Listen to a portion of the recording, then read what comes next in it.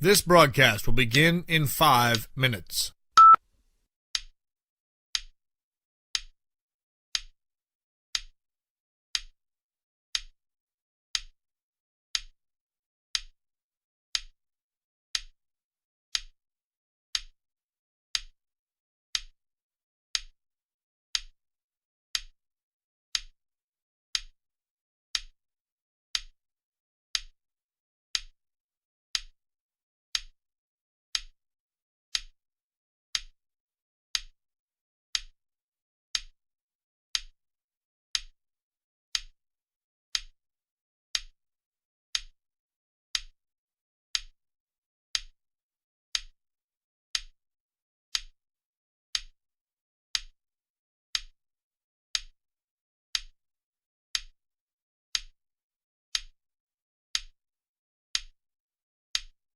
This broadcast will begin in 4 minutes.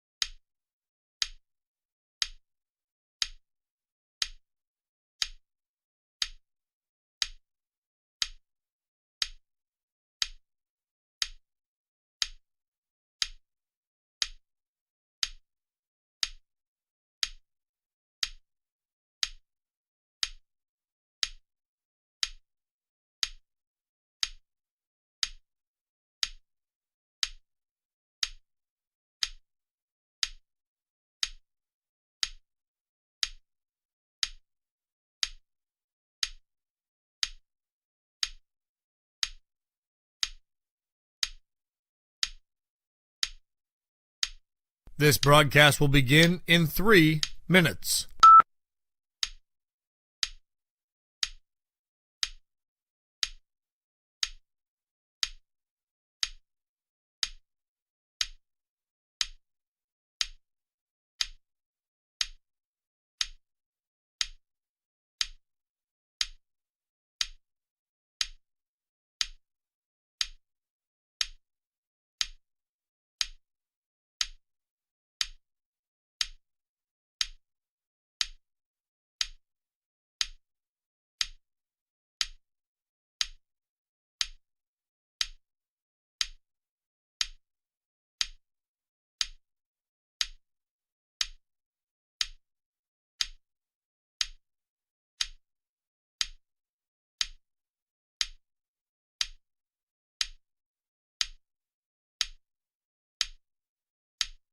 This broadcast will begin in 2 minutes.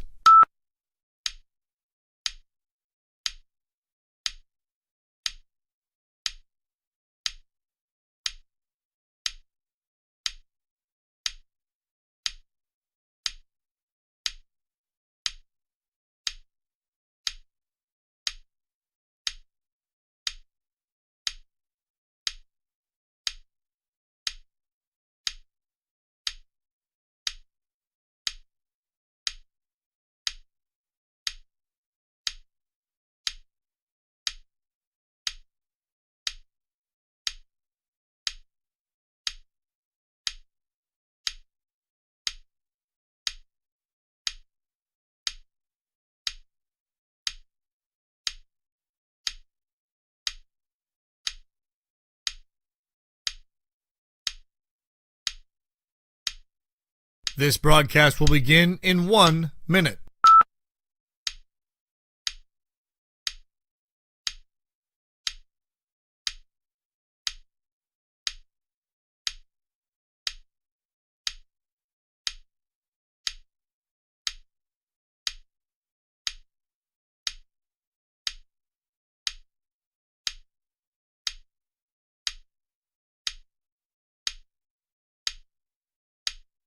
This broadcast will begin in 30 seconds.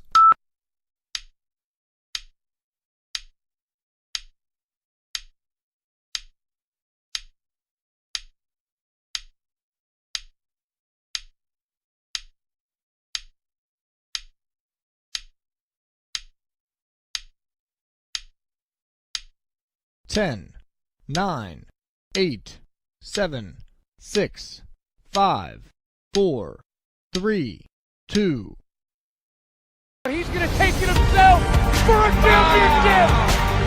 A double play wins it for Frazier. Turn it to the end zone. What a catch. McKinnon's on touchdown. Into the layup goes at the buzzer. Elijah wins it.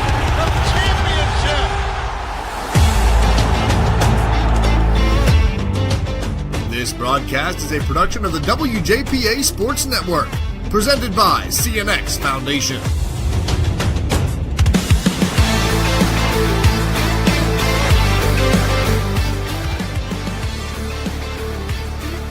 Hi, friends, and good evening. Tonight, the WJPA Sports Network presents 6A Quad County Conference matchup as the Mount Lebanon Blue Devils visit the Canon-Mac Big Macs. Mount Lebanon trying to avoid starting 0-5 for the second consecutive season. Mount Lebanon already this year with losses to Upper St. Clair, Penn Trafford, Peters Township, and a conference loss last week to Central Catholic.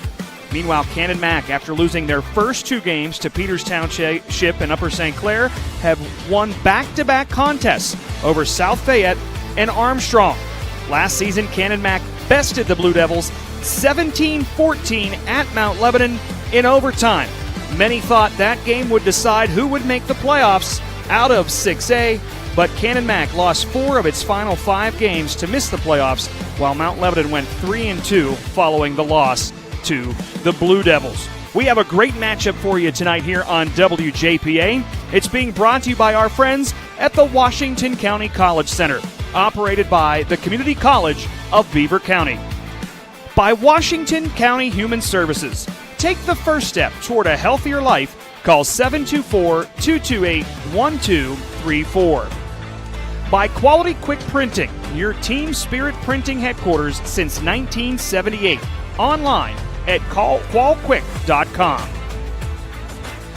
By Nick Gagianis, your Allstate Insurance agent in McMurray. By Sunny Days Home Care, providing compassionate care in the comfort of home. SunnyDaysInHomeCare.com. By Hemlock Homes. If you have a lot and a dream, Hemlock Homes will make it happen. By CNX Dreamfields, making your dream field come true. By Advanced Orthopedics and Rehabilitation and Advanced Surgical Hospital. By Washington Financial Bank, for 125 years, proud to be the bank that gets you. And by Nancy Russell McKenna Howard Hanna Mount Lebanon, a neighbor helping neighbors.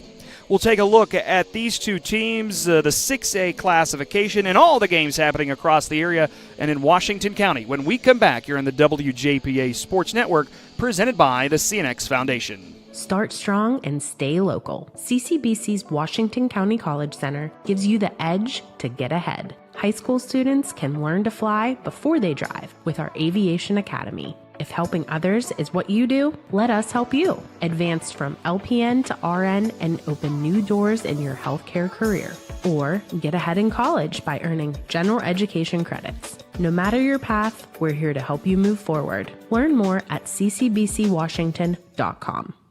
Friday Night Lights brings our communities together, but too many families in Washington County are being torn apart by opioid addiction. I'm County Commissioner Nick Sherman, and I want you to know you're not alone. Help is here.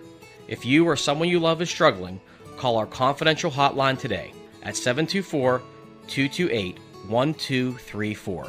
Together we can fight addiction and build a strong future for Washington County. 724-228-1234.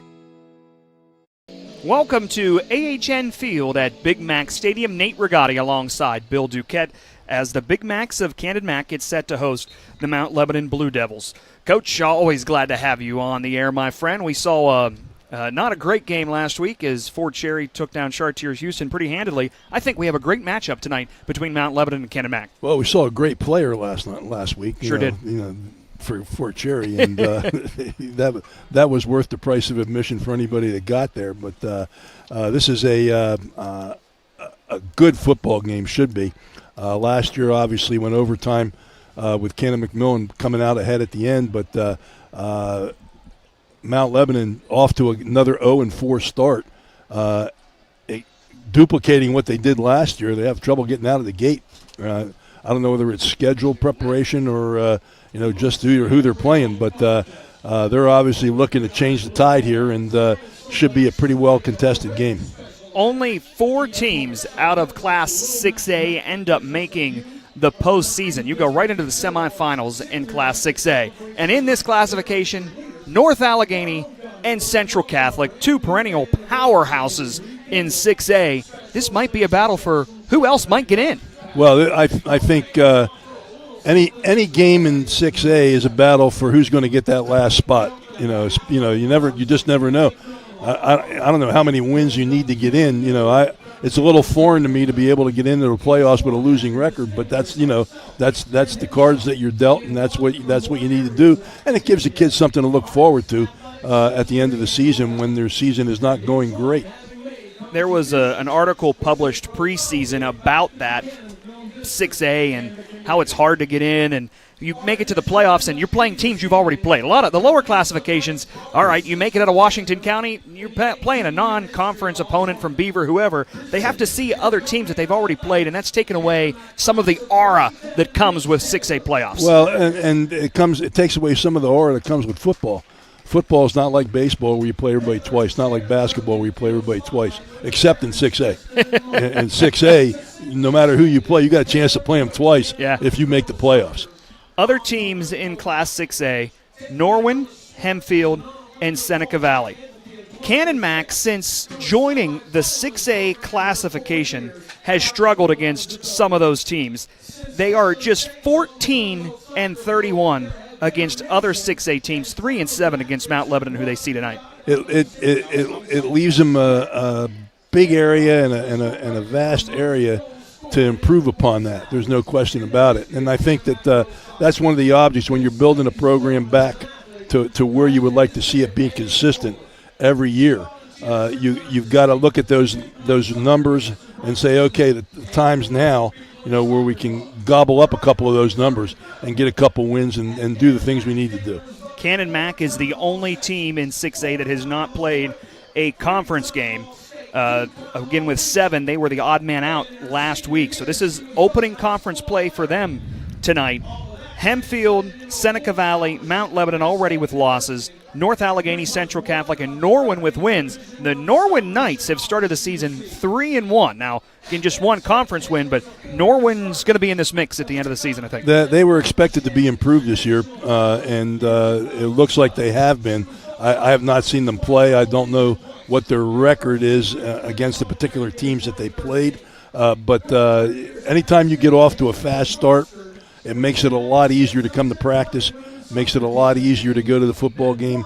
It makes it a lot easier to work harder because you got something pretty good. And momentum, as you know, in football is a big deal. Canon-Mac now, since they were the odd man out first, they have to play an entire conference schedule. Everybody else at least gets 1 week off from conference play to figure things out. That might make it a little more challenging for Canon-Mac.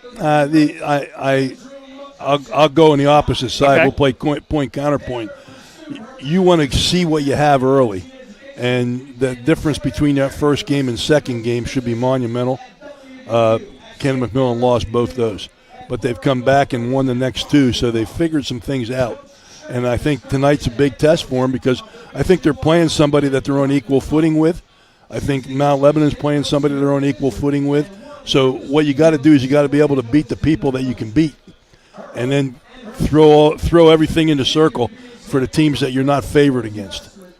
Mount Lebanon 3-8 last year as a team, but still made the playoffs. Those 3 wins in Class 6A, all in conference, putting them into those playoffs, despite giving up 340 points last season, most of any 6A team. And last week shut out 57-0 by Central Catholic. Clearly, Central Catholic, one of the clear favorites at the top of 6A. Well, they've basically gotten they've given up 153 points in the games that they played this year. And Canon-McMillan has given up quite a few points. So it might be a situation where we might see a high-scoring game. Yeah, no doubt. I think we're going to have a great game tonight, and it might only be about the midpoint of the season but clear postseason implications in tonight's matchup between Canon-McMillan and Mount Lebanon. We'll step aside. When we come back, we'll take a look at some other games around the area tonight. This is the WJPA Sports Network, presented by the CNX Foundation. Since 1978, Quality Quick Printing has been a single source for all your business, organization, and corporate printing needs. A full-service digital document solution center, high-speed digital copying, large format, design and finishing, direct mail services, and so much more. Call their print solutions specialist to help with your next project, 724-225-9427, or visit qualquick.com. Hi, I'm Nick Gigannis, your Allstate insurance agent in McMurray. You've worked hard all your life to provide a nice home for your family. Maybe the insurance that you had 5 years ago is not appropriate for your life today. Call me for a review of your current coverages and we'll see if we can help you. Allstate has some unique ways to keep your insurance costs down. Give me a call so we can discuss proper protection, the best price, and most of all, personal service. 724-942-1234 or send me an email at nickg@allstate.com. We go into individuals' homes and provide non-medical care for mainly senior citizens, but also people with disabilities. For Sunny Days In-Home Care, John Bennett. We do stuff like bathing, grooming, meal preparation, take people to doctor's appointments. If someone needs a little bit of assistance to help them stay in their home instead of going into a facility, and we like to come in and be the people that do that for them. Sunny Days In-Home Care, providing compassionate care for your loved one in the comfort of their home. Find out more, sunnydaysinhomecare.com. Mentioned that Cannon Mac won last week. Let's take a look at some other scores from around the area last week as we get into tonight's broadcast. Our producer Brandon Bennett going to put those scores up. Let's look at, first of all, I want to point out that Wash High Waynesburg score from last week in 2A Century Conference action. Wash High might just get themselves another Century Conference championship. We'll see what happens with Seton LaSalle there in 2A, but a big win over Waynesburg last week. We had the Fort Cherry Chartiers Houston game. Fort Cherry defeating Chartiers 44-14. Cornell, who is another one of those favorites in 1A Black Hills with Bishop Canavan and everybody else, beat Burgettstown 18-13. The Blue Devils hanging around there. See what Cornell has to offer. In the Tri-County South, Avella beat West Green 18-7. California outlasts Bentworth 8-7. Beth Center defeated Carmichael's 35-7, and Jefferson Morgan 63-6 over Mapletown. That was like 54 or 57-0 or something at halftime. Yeah, Jeff Morgan is kind of rolling right now. Yeah, no doubt.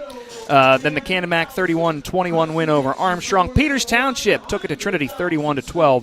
Ringgold winning 33-13 over Greensburg Salem. Let's look at the schedule for tonight. We're going to run down the entire WPIL. On your screen, if you're watching the stream, you'll see the local games that are on the air tonight as well as around the area. We'll run down the entire WPIL schedule. In Class 6A, other Quad County Conference games tonight, Hempfield is at Central Catholic, Mount Lebanon here at Cannon Mac, and North Allegheny at Norwin. Can the Norwin Knights put the Tigers of North Allegheny to the test? A lot of eyes on that one in 6A. Class 5A, Big East Conference, Gateway is at Franklin Regional, Penn Trafford hosts Kiski, and Latrobe is at Armstrong. Northeast Conference in Class 5A, North Hills is at Fox Chapel, and Plum is at Pine Richland. I had to double check to make sure this was not a typo. I don't have a single conference game in Class 4A tonight. 4A, there's a lot of non-conference. We'll run down them in a moment, but no conference games in Class 4A. In 3A, Allegheny 7, East Allegheny is at Deer Lakes. Burrell hosts Freeport, and Amani Christian makes the trip to Highlands. Two great games in the Western Hills Conference in 3A. Central Valley at Beaver Area, and Hopewell travels to Avonworth. That Avonworth team, something special once again this season. Locally, McGuffey is at North Catholic. Class 2A, Allegheny Conference. Our Lady of the Sacred Heart visits Ligonier Valley, Shadyside Academy at Apollo Ridge, and South Park hosts South Allegheny. Century Conference, important for our friends at Wash High. They host Stowe Rocks tonight. Seton LaSalle is at Carleton, and Keystone Oaks is at Charleroi. Midwestern Conference in Class 2A, Freedom at Elwood City. Beaver Falls hosts Mohawk. New Brighton makes the trip to Riverside, and Union is at Western Beaver. Class 1A tonight across the WPIL. Big 7 Conference, Northgate visits Neshannock. Laurel hosts Rochester, and Shenango makes the trip to Southside Beaver. Black Hills Conference, Cornell is at Bishop Canevin tonight, and Monessen at Fort Cherry. Fort Cherry so good. Monessen on the up and up. We have that game for you here on the WJPA Sports Network, being streamed here online on the YouTube channel. It'll also be on 95.3 FM WJPA. 1A Eastern Conference, Fraser is at Clareton. Greensburg Central Catholic visits Brentwood. Another big game in 1A, Leechburg hosting Jeanette, and Riverview is at Springdale. Tri-County South Conference, a couple of Washington County teams in the Tri-County South. Beth Center is at Bentworth.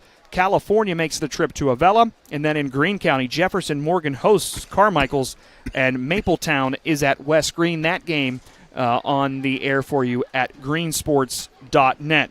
City League Perry Traditional Academy is at University Prep. Now, I mentioned that Class 4A doesn't have any conference games. They've got a ton of non-conference. Baldwin at EF. Bell Vernon at South Fayette. Trinity tonight hosting Bethel Park.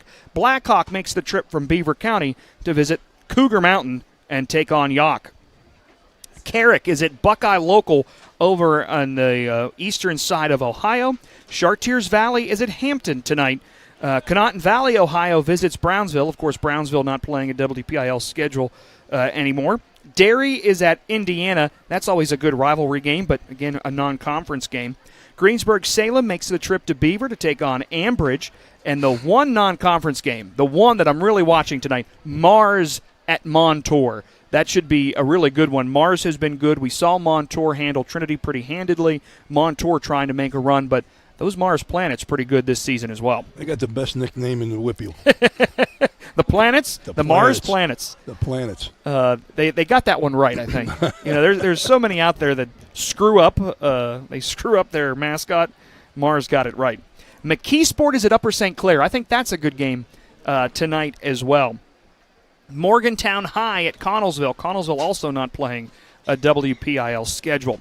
Mount Pleasant visits Laurel Highlands. That's a border rivalry game. Newcastle at Knock. Aliquippa hosts Penn Hills. I think that's a one to watch as well. Quaker Valley is at Valley. How about that? And Southmoreland, youngest coach in the WPIL at Southmoreland, they host the Ringgold Rams tonight in non-conference action. Seneca Valley is at Moon. Woodland Hills at Shaler. Summit Academy visits Sarah Catholic. Uniontown is at Albert Gallatin. Again, two more schools. Fayette County can just create their own league, playing in the WPIL. They could. Waynesburg Central at Steel Valley. Peters Township, the Indians hosting West Allegheny tonight. That might be a decent one. West Mifflin at Thomas Jefferson. And Westinghouse is at Butler. That's what's happening around the WPIAL tonight. Thanks to Brandon Bennett for putting up that graphic. You see the Big Mac's marching band coming out onto the field here. We'll get set for the national anthem. And, of course, the Canon-McMillan alma mater here at AHN Field at Big Mac Stadium. They built those bleachers across the way. We're in the old press box on the old side of the stadium. Built some new bleachers, new press box over on the far side. Have really made some nice upgrades to this facility. Really love coming to Canon-McMillan. Yeah, we did a game last year, and we were on the other side, and it's a lot higher. Pretty good sight lines, and if you have to be outside, at least you're covered. You don't have to put a tent up. Yeah, that's right. Don't tell Jason Tennant, the one guy we work with, that I did not put a tent up tonight, but our producer and our cameraman are outside without cover. There were some sprinkles when we pulled in here tonight. Yes, it was. I'm hoping that the rain stays away, or I'm going to be in trouble for leaving all of our equipment outside to the weather. But we're going to knock on wood and hope that the rain stays away tonight. It's been hot and dry. What are the chances that it rains on a Friday night for football? I think we're going to be good. I'm taking your word for it, Bill Duquette. Okay. Nate Rigotti, Bill Duquette, the whole crew here from the WJPA Sports Network. Thanks so much. BJ's with us tonight as well. Our producer, Jacob Knisner, in our downtown Washington studios. Brandon Bennett is our producer Cam Pritz and Grady on the cameras. National Anthem coming up for you here from AHN Field at Big Mac Stadium. We'll step aside. We'll take a look at this matchup when we come back. This is the WJPA Sports Network presented by the CNX Foundation.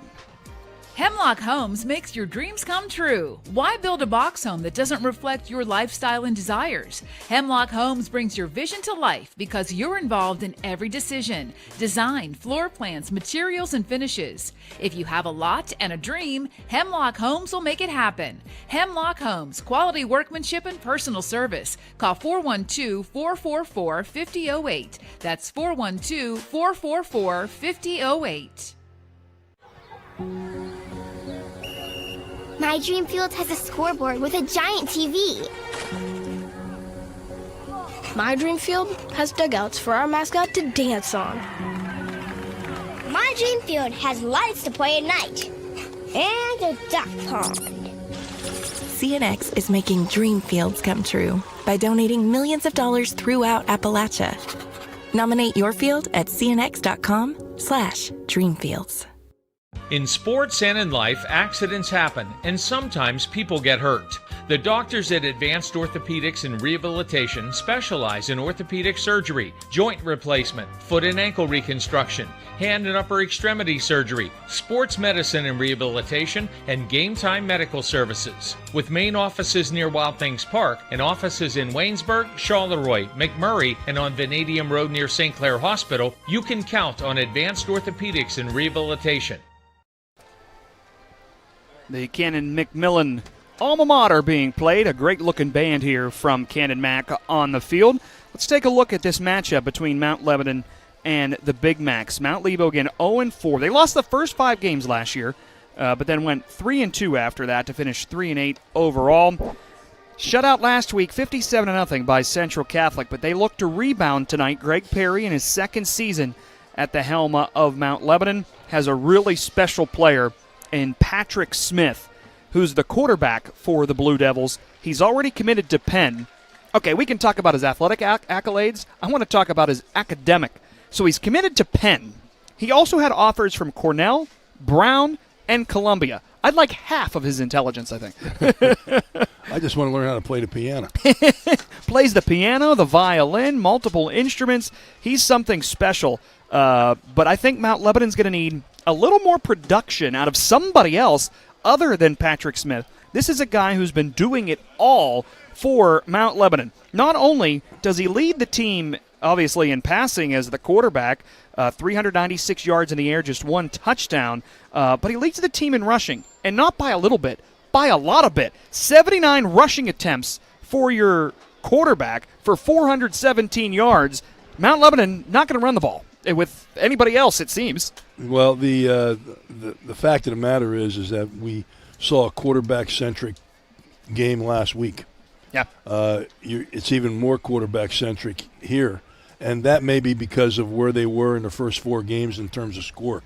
If you're losing 57 and you're trying to move the ball, you're going to put the ball in the hands of your best player, whether he's going to throw it or run it. If protection breaks down, he's obviously running the ball. So you don't know how many of those were design runs or how many times he's just running for his life. But you wouldn't give him the responsibility and you wouldn't put him in that position if he wasn't your best player. Chris Cambistis with 14 carries for 62 yards. Pat Smith, 26 in the WPIL in rushing. Now, 26 isn't something that pops off the charts, but for your quarterback to be 26 4 weeks in, that's a good bit of yardage on the ground. Again, you can run Wildcat with your quarterback based on who your quarterback is. So that might be what they're doing. We're going to find out in about 6.5 minutes. His favorite target this season has been Maxton Siegel, 9 receptions, 147 yards. Liam DeLuca has 6 receptions for just 31 yards, and Jackson Driscoll and Colin Kramer both with 5 receptions apiece. Driscoll with 57 yards, Kramer with 36 yards. All of them, with the exception of Maxton Siegel, still looking for a touchdown. All right, so let's talk about this Canon-McMillan team. 2-2. That's a good start for the Big Macs. They only had 3 wins a season ago. This would even them up early on in the season with their wins from last year. And it's Ty Jansma who's the leading quarterback for this Canon-Mac team. 734 yards in the air already with 7 touchdowns. By the way, that's 16th in the WPIL in yardage. Just has thrown 2 interceptions, 46 for 98. He's been doing a nice job in the pocket. No question. And we saw him play last year, saw him play at the beginning of the first game this year against Peters Township. Much improved at the quarterback position, and definitely a weapon. If they can catch the football and give him some time to throw it, they're dangerous down the field, and he's not a bad runner either. So, I mean, he can get out of trouble, and it's going to be I think the game's going to be controlled by the 2 quarterbacks during the course of the football game. Yeah, Jansma doesn't have any yards rushing, has 6 attempts, which means he's been able to get rid of the ball. As you see Mount Lebanon running out onto the field now, the Blue Devils coming out for Mount Lebo. Their white jerseys, the gold and blue stripes on the shoulders and down the sides, blue helmets with the devil horns accenting the helmets. Lebo on everybody's spot where a last name would usually go, blue numerals trimmed in gold. As we wait for the Big Macs to come out through their tunnel. Bill, you were talking about that blow-up helmet out there. It always adds a little something special with the field on a Friday night. I thought I was joking around. I said, I need one of those for my garage for Halloween so we can get the mist machine and the smoke machine going and make the kids go through the helmet in order to get their candy, But it gives it a little bit of a college atmosphere when you do that, and it's kind of nice to see. Oh, the MJ, the Michael Jordan, the 90s Bulls tune to bring out the Big Macs onto the field as well. Ethan Campoli has been tremendous receiving for Canon-Mac this season. 19 receptions, 350 yards. That's 10th in the WPIL. But he also has 5 touchdowns to go along with those 19 receptions. He's a favorite target, but Jansma's going to spread it out too. No question, but the guy with the most catches and the most touchdowns is your favorite guy. Take it from the next quarterback. Canon-Mac coming out onto the field. Those royal blue jerseys, gold pants trimmed in white and blue, the gold helmets with a dark blue stripe down the middle, and the gold numbers. Those are slick-looking jerseys for Canon-McMillan. Both blue and gold teams, but a little darker blue for Mount Lebanon as Canon-Mac comes out carrying the American flag and a couple of Canon-Mac flags joining it as well, thanks to the cheerleaders from the Big Macs. Mason Calgaro, the leading rusher for Canon-McMillan, 213 yards on the ground so far this season. Some other top receivers we're going to see as well. Roman Cimaroli, Braylon Wingfield. Wingfield will also run the ball a little bit. I want to talk about TJ Sabatucci, though. There was a lot of talk of him coming into the game, or coming into the season. Just 7 receptions for 71 yards, but he's a big presence, maybe even more so defensively as an edge rusher for the Big Macs. Yeah, he's a pretty good defensive end, gets off the ball, can take on blocks from not only pulling linemen, but also from any H-back situation that you have, and he's a strong presence on the edge defensively for the Big Macs. Unfortunately, did not have the chance to talk with Canon-Mac head coach Brian DeLallo before this game, but we'd be remiss if we didn't mention and give our best wishes to Mike Evans, the coach of Canon-Mac, who's taking a medical sabbatical, battling liver cancer. Brian DeLallo, he was called in February by Mike Evans, come help me, plan to be the offensive coordinator, help on this team, decides the best thing to do is take the sabbatical. And Brian DeLallo has a team that he's no stranger to head coaching. He was the Bethel Park head coach, but is trying to shape this team. He's done a nice job. It's always tough to come into a situation when you're coming in as an assistant, and then all of a sudden you get handed the job. You have to have buy-in not only by the kids, but you also have to have buy-in from the coaching staff. And certainly with his previous experience, he had the buy-in, and they've done a nice job with the team for the last 4 games. Canon-Mac with 4 EV on their helmets in honor of their head coach Mike Evans, and we're thinking about him here tonight. We'll step aside one last time when we come back. Kickoff on the WJPA Sports Network, presented by the CNX Foundation. You deserve a bank that brings fresh ideas to your business. One that can see you're a cut above and knows you like you know your customers. At Washington Financial, we pride ourselves on preparing personalized solutions, ones that cater to the unique needs of your business. Go with the bank that gets you. Washington Financial Bank. Looking for a home in the South Hills? You want someone who knows the market. You want Nancy Russell McKenna at Howard Hanna, Mount Lebanon. Nancy Russell McKenna was born, raised, and currently lives in the South Hills, so she knows the market inside and out. She'll help you find a home anywhere in the Pittsburgh area. A neighbor helping neighbors. Nancy Russell McKenna at Howard Hanna, Mount Lebanon. Call Nancy Russell McKenna, 412-551-6118, 412-551-6118.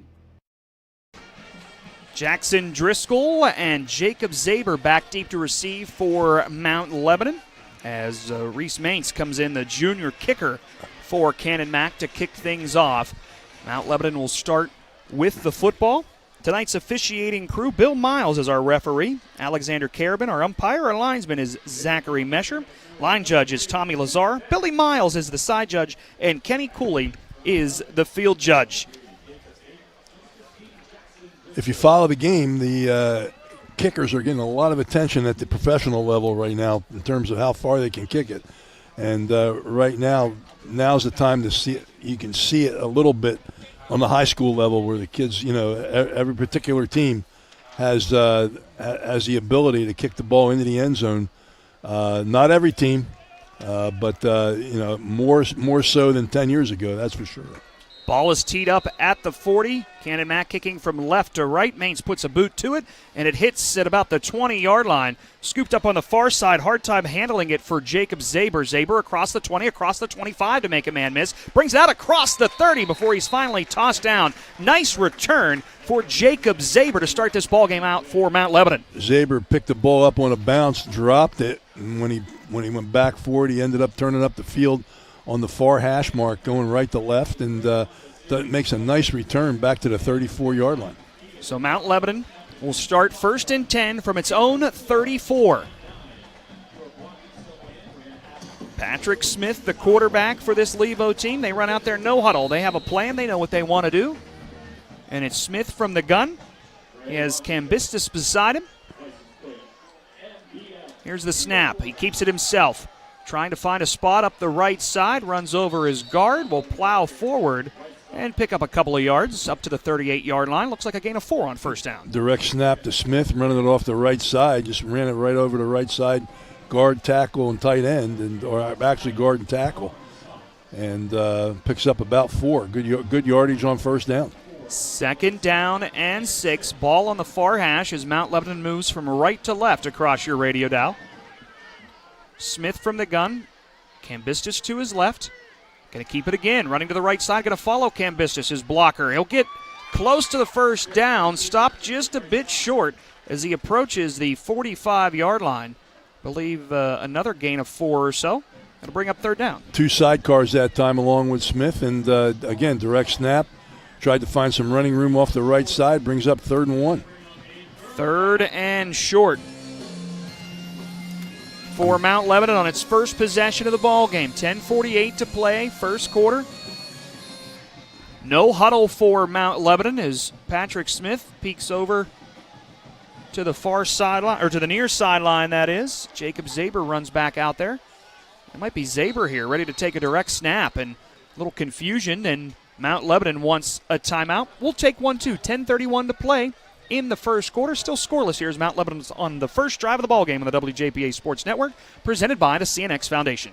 Start strong and stay local. CCBC's Washington County College Center gives you the edge to get ahead. High school students can learn to fly before they drive with our Aviation Academy. If helping others is what you do, let us help you. Advance from LPN to RN and open new doors in your healthcare career. Or get ahead in college by earning general education credits. No matter your path, we're here to help you move forward. Learn more at ccbcwashington.com. 3rd down and 1 for Mount Lebanon. Out of the timeout. Smith is off the field. They put another quarterback in, and he's standing on the sideline with his coaches. Well, it's Chris Cambistus. There's 3 backs there. Cambistus is in the middle. To his left now is Ford Schmidt. Cambistus gets the snap, and he breaks through the little gap there across the 45-yard line. He picks up maybe just 3 yards, but it's enough to move the sticks. Good job that time by Cambiscus. Got to the line of scrimmage and just danced around a little bit. Good quick feet. Was able to avoid any contact. Picked up the first down. Ball at the 46-yard line. Still on their own side of the field. Is back in the game now as Patrick Smith to quarterback. Has 2 sidecars, 2 receivers to the far side. Takes the snap. Looks to throw. Passes to the near side. Complete to Colin Kramer. And he's hit almost immediately after he makes the catch. He'll pick up about 4 yards, maybe 5 on first down. Yeah, they're going to give him 5. They're going to mark the ball down at the 49-yard line. Little quick throw to the outside, trying to get one-on-one with the corner. Makes a good catch. Gets tackled immediately. Gain of 5. Second down and 5 now at the Canon-Mac 49-yard line. As they cross into Big Mac territory. First possession of the ball game for Mount Lebanon. Again, Smith keeps it on a run around the right side. He'll be short of the first down, but another nice gain on second down. Smith, 6'3", 220. I don't know whether we told you that or not, but when he gets going north-south up the field, he can take some people with him. He's not afraid of the contact, and he just lowered his shoulder, got as much as he could on that run, bringing up third down and 1. Gain of 4, brings up this third and short. Ball spotted at the Canon-Mac 45-yard line. Smith again from the gun. Cambiscus to his left. Has Joseph Malone to his right. Takes a snap again, a keeper, and he's wrapped up. He'll be short of the first down marker. Great grab from behind as Canon-Mac gets the stop and brings up fourth down. Great job that time defensively by Canon-McMillan. Number 9, Braden Collins, was a walked-off outside backer, and he came on a little blitz and got him before he got to the line of scrimmage. Mount Lebo looks like they want to go for it here. 4th and 1 from the Canon-Mac 45-yard line.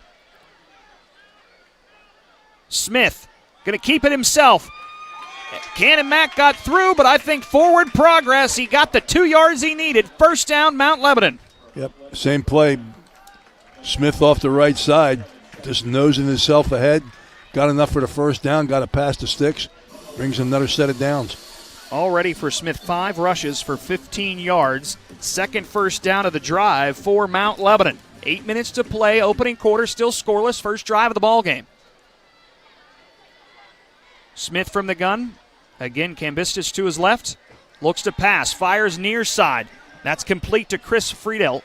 Friedel will bring it back across the line of scrimmage and just get 1 outside the hash marks here on the near side. Little quick throw to the near side that time, and good tackle by Roman Cimaroli, 6'1", 180-pound wide receiver safety. Only a junior. Second down and 9 after a gain of 1. Smith still in the shotgun formation. Receivers bunched in on the line on the right side, and it's a keeper for Smith around the right side. Following those receivers, he got a big block at the 35-yard line. Patrick Smith takes off inside the 10. Touchdown, Mount Lebanon.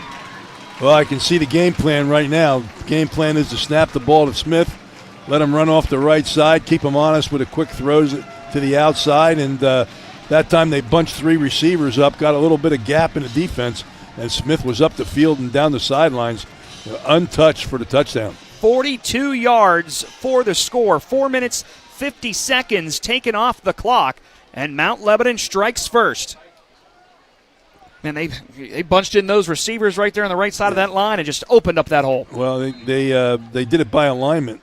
You know, you got to have a contained man, so they widened the edge rusher, and that's exactly what happens if you get up the field too much. Josh Huff on for the extra point. Hold is good. Kick is up, and that is blocked. It was low, and Canon-Mac blocks the extra point. That goes into the palms of the Big Macs. 7:10 to play first quarter. Mount Lebanon 6, Canon-Mac nothing here on the WJPA Sports Network, presented by the CNX Foundation. Friday night lights bring our community together, but too many families in Washington County are being torn apart by opiate addiction. I'm Commissioner Larry Maggi, and I want you to know you're not alone. Help is here. If you or someone you love is struggling, call our confidential helpline today at 724-228-1234. That's 724-228-1234.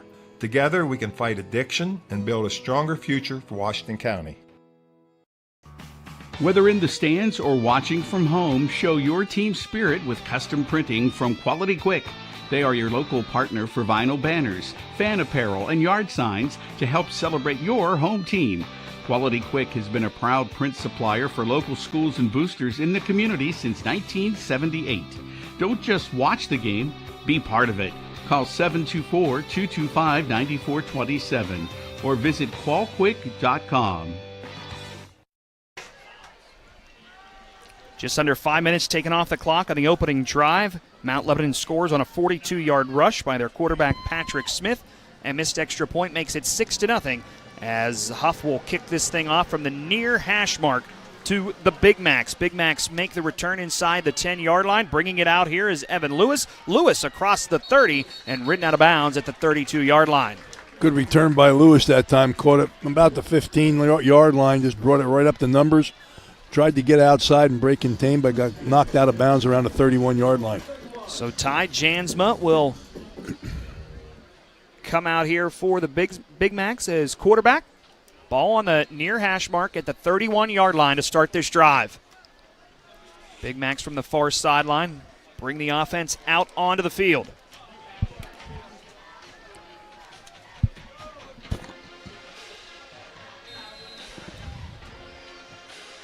Ty Jansma will line up under center, split eye to the right. Now the tight end shifts over. That's TJ Sabatucci. And handoff goes to the back. That's Mason Calgaro running to the left side. Pickup of about 3 yards on first down. They traded the tight end that time. They set the formation to the sideline and traded the tight end over to the wide side of the field and then tried to run the off-tackle play to the wide side. He picks up good yardage on first down. Yeah, they actually give him 4 yards, brings up 2nd down and 6 from the 35-yard line. Canon-Mac moving from left to right. This time, Jansma in the gun, has Calgaro to his left. 2 receivers, 3 actually to the near side. Jansma looking to pass, fires one deep for Sabatucci, and he has his man, but he bobbles it and drops it. He was behind the defender. He had hauled it in, but he doesn't have the touch to make the catch as he bats it around at the 30-yard line. Great throw that time. Thought he was going to pull it in, but just was never able to secure the football. Bounced right off his hands onto the turf, and that's got to hurt. You don't want to pass those opportunities up too often. Boy, that was a big pass to Sabatucci, the big tight end. Cannot haul it in. 6'2", 235, the senior. Now it's 3rd down and 6. And motion at the front of the line. Defense got back. Receiver moves in high. Snap. Jansma under some pressure. Gets it away to Calgaro. He has the first down at the 40, across the 45. And he's brought down across the 45-yard line to the 47. Boy, Jansma did a nice job that time. He got rid of the football in a hurry. He got some pressure off the left side. And he threw a dart out to the guy in the flat and makes a good yardage, picks up the first down. Gain of 12 on 3rd down to make it 1st down and 10 now at their own 46-yard line for the Big Macs. Under 6 minutes to play opening quarter. Canon-Mac trailing 6-0 to Mount Lebanon. Big Macs with the football. Man goes in motion from the near side. Handoff goes to the back. Calgaro, and he's brought down for a loss. Did not get back to the line of scrimmage. He'll lose 2. Carter Pato, I think, number 58, brought him down. Got a little penetration and got up the field and knocked him off his pins. 2nd down now and 12. Ball spotted between the hash marks. 2 receivers come to the near side. Jansma from the gun has Calgaro to his left. Taking his time here now, gets the snap, looking to pass. Under some pressure, has to scramble out of the pocket. Rolling, throws on the run, and that pass is incomplete at the Mount Lebanon 36-yard line. Just a little too strong for Ethan Campoli as that one slips past his fingertips. Well, one of the things I've noticed right away is the fact that Mount Lebanon's really getting up the field. They're getting in on a shoulder and giving a good pass rush, not making Jansma be able to stay in. He had to bail out of the pocket that time, was lucky to get rid of the football. 3rd down and 12 from their own 44-yard line. Empty back set now for Jansma. 5 wide. 2 to the near side, 3 to the far side. Play clock down to 3. Takes the snap. He's going to keep it himself. The draw play, and he's wrapped up after a gain of just 3, maybe just 2. Just hit running to the right side. It'll bring up 4th down for the Big Macs. 5 wides that time. Little drop, quarterback draw, trying to get everybody out of the box, and Mount Lebanon does a nice job getting to the football once he puts the ball under his arm and forces a punting situation. Just a gain of 2 there brings up 4th down and 10. Canon-Mac brings out the punt team. Back to receive. This punt for Mount Lebanon. Jacob Zaber makes the fair catch, and Mount Lebanon will take over. Good defensive stop there for the Blue Devils. They're going to put the ball on about the 28, 29-yard line. I'm sorry, the 18 or 19-yard line. No, they marked it back further than that. Or did they mark about the 17? I think it's now the 17. All right. 17-yard line is where the Blue Devils will start this drive, leading 6-0 over the Big Macs. Glad to have you along here on WJPA AM 1450, online WJPA.com. As part of the WJPA Sports Network. Well, you got to be thinking that they're going to try to do the same thing that they did in the first series until Canon-McMillan stops them. Patrick Smith, the quarterback, had the big rushing touchdown. Looks to pass on 1st down. Fires across the middle. That was nearly intercepted, but it finds the hands of Maxton Siegel for a complete pass. Gain of 15 on 1st down. Siegel running a good in route that time. Ball delivered right over the linebacker, right into Siegel's hands. Good catch, good concentration. It caught him amongst a bunch of blue jerseys. 1st down now. See, that's the 34-yard line. Smith going to keep this one, rushes himself, and he gets snowed under by that defensive line of Canon-Mac. Looks to pick up 2 there on 1st down. There was no room to run. He just put his shoulder down and tried to move the pile, and the pile did not move very far. Again, look, quarterback keep.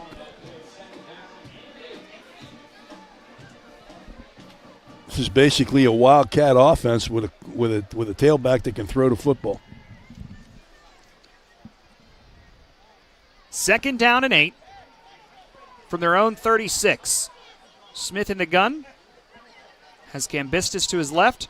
There's those 3 receivers bunched in to the right side. That was the big play last time that Mount Lebanon scored on, and now the officials whistling for a timeout here. I think they had trouble figuring out where to line up, or they had a miscommunication in terms of what play to run, and they got a timeout from Mount Lebanon, I believe. That was an official timeout, I think. There's the referee coming in to say, this is not a timeout. Bill Miles, the white hat tonight, saying there was an issue getting the explanation, I think. So 3:08 to play 1st quarter, 2nd down and 8. Here's these 3 receivers bunched into the right. Now they switch over to the left side. See if this is a running play for Smith. It is. He's going to follow the left side, right where those receivers go, across the 40, across the 45-yard line, and he has another 1st down. Gain of 9 as some extracurricular activity way down the field here. No flag, but a gain of 9 on 2nd down for Patrick Smith. Just a quarterback keep off the left side. And again, bunched receivers, and the defensive end did not adjust outside to the outside shoulder of the end man on the line of scrimmage. And you're just running against one man standing up and a tackle blocking down. That gives you a lot of room to run. Approaching 2.5 minutes to play in this 1st quarter. Smith from the gun, Cambistus to his left. Has Malone to his right, looking to pass. Looking for Colin Kramer near side, and that's incomplete. Thrown out of bounds at about the 17-yard line. Takeoff route down the near sideline that time. Ball overthrown out of bounds. Pretty well covered by Canon-McMillan. It's the first miss for Patrick Smith. 3 for 4, 21 yards. Also has 68 yards on the ground and a touchdown. 2nd down and 10. Stops the clock with 2:24 to go this opening quarter. For those of you watching the stream on YouTube, we'll get that clock fixed for you. Got to make a little adjustment during the quarter break.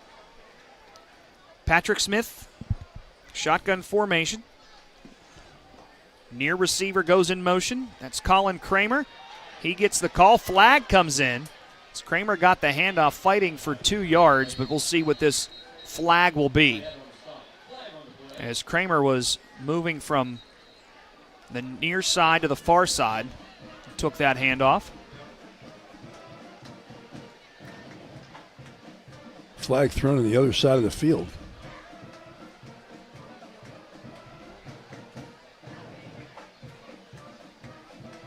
And the white hat now walking over there to talk to the Canon-McMillan coaching staff. Brian DeLallo over there. Looks like they're in a position to walk this off like it might be. They're going to give him a sideline warning. I don't know.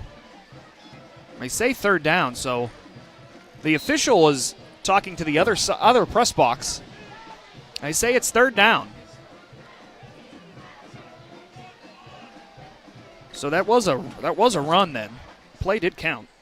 I can't tell you what they were doing and what the flag was for. The play counts. Colin Kramer actually loses a yard. Here it is, 3rd down and 9, just trying to run it up the gut. And they bounce free. Patrick Smith won't have enough for the first down. Looked like he was stuffed at the line of scrimmage, but somehow gets that out to the 49-yard line. He got stuck behind that big pile in the middle of the formation and just kind of bounced outside. No one was able to wrap him up. Gain of 5. It's 4th down and 4. Smith going to go for it. They converted once on 4th down on that first drive. Minute and a half to play in the opening quarter. Mount Lebanon with the football, facing a 4th down here, leading 6-0 over Canon-McMillan. Now Mount Lebanon taking all kind of time here, looking to the sideline. Play clock at 1. Now it's at 0, and the flag comes in. Whether they called a timeout or they're going to get a delay of game penalty here. May have been looking for some more room on a punt. And it is the penalty, delay of game. Move them back 5 yards. It'll put the ball on their own 46-yard line. So I think you'll see the Mount Lebanon punt team come out. And they start the play clock once again. Mount Lebanon still on the sideline, and now I believe this will be the punt team that rushes on. Joe Malone, the punter for the Big Macs, has his heels, or for the Blue Devils, that is, has his heels at his own 33-yard line. Cannon Mac back at the 22 to return. That is Cimaroli. Punt goes away. Cimaroli will take it right at the 15-yard line. Straight up the gut, hit at the 25, bounces to the 27-yard line, and that's where Cannon Mac will take over 1st down and 10 with 48 seconds remaining in this opening quarter. Return man well positioned on the field, was able to catch the football and get up the field right away. Do have a flag at about the 40-yard line. And it'll be against Canon-McMillan. Problem is the officials, there's 2 press boxes here at Cannon Mac. One on the far side, it's the new one. We're in the old one with the scoreboard operator, the PA announcer and such, and he's looking the other way. So I missed what the sign was there, but it will go against Cannon Mac. So the return came out about the 27, and they'll take that ball back. And it looks to be a 10-yard penalty from the end of the run or so. Looks like that's going to be spotted at the 17-yard line. So the Big Macs trailing 6-0, 48 seconds left in the first quarter.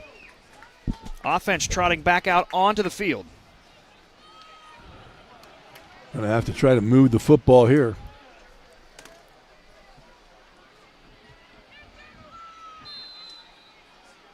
Jansma, the quarterback, has Calgaro behind him, moves Sabatucci, the tight end, from right to left. High snap once again. Calgaro gets the handoff, puts a head down, and he'll fight to even get back to the line of scrimmage. Nowhere to go as he ran around the left side. Good defense on the edge to the far side, trying to run the ball off tackle, going to the far side, and there was no running room at all. He had to just put his shoulder down and try to get what he can, and he got nothing. Got it back to the line of scrimmage, and that's about it. Play clock and game clock just about even, maybe a half-second differential. They technically would not have to snap this. 3 receivers to the right side. Jansma sends Calgaro out from the backfield. Sling it out to him. Little bubble screen to the right, and he's taken down behind the line of scrimmage once again. Good stop by Mount Lebanon. A little swing pass to the man in motion. They motioned the quads, 4 receivers to the near side, and the safety came up and made the tackle right about at the line of scrimmage and maybe a little bit behind it. That's going to be the last play of the opening quarter. End of 1. Mount Lebanon 6, Big Macs nothing here on the WJPA Sports Network, presented by the CNX Foundation. Hi, I'm Nick Jaganis, your Allstate insurance agent in McMurray. You've worked hard all your life to provide a nice home for your family. Maybe the insurance that you had 5 years ago is not appropriate for your life today. Call me for a review of your current coverages and we'll see if we can help you. Allstate has some unique ways to keep your insurance costs down. Give me a call so we can discuss proper protection, the best price, and most of all, personal service. 724-942-1234 or send me an email at nickg@allstate.com.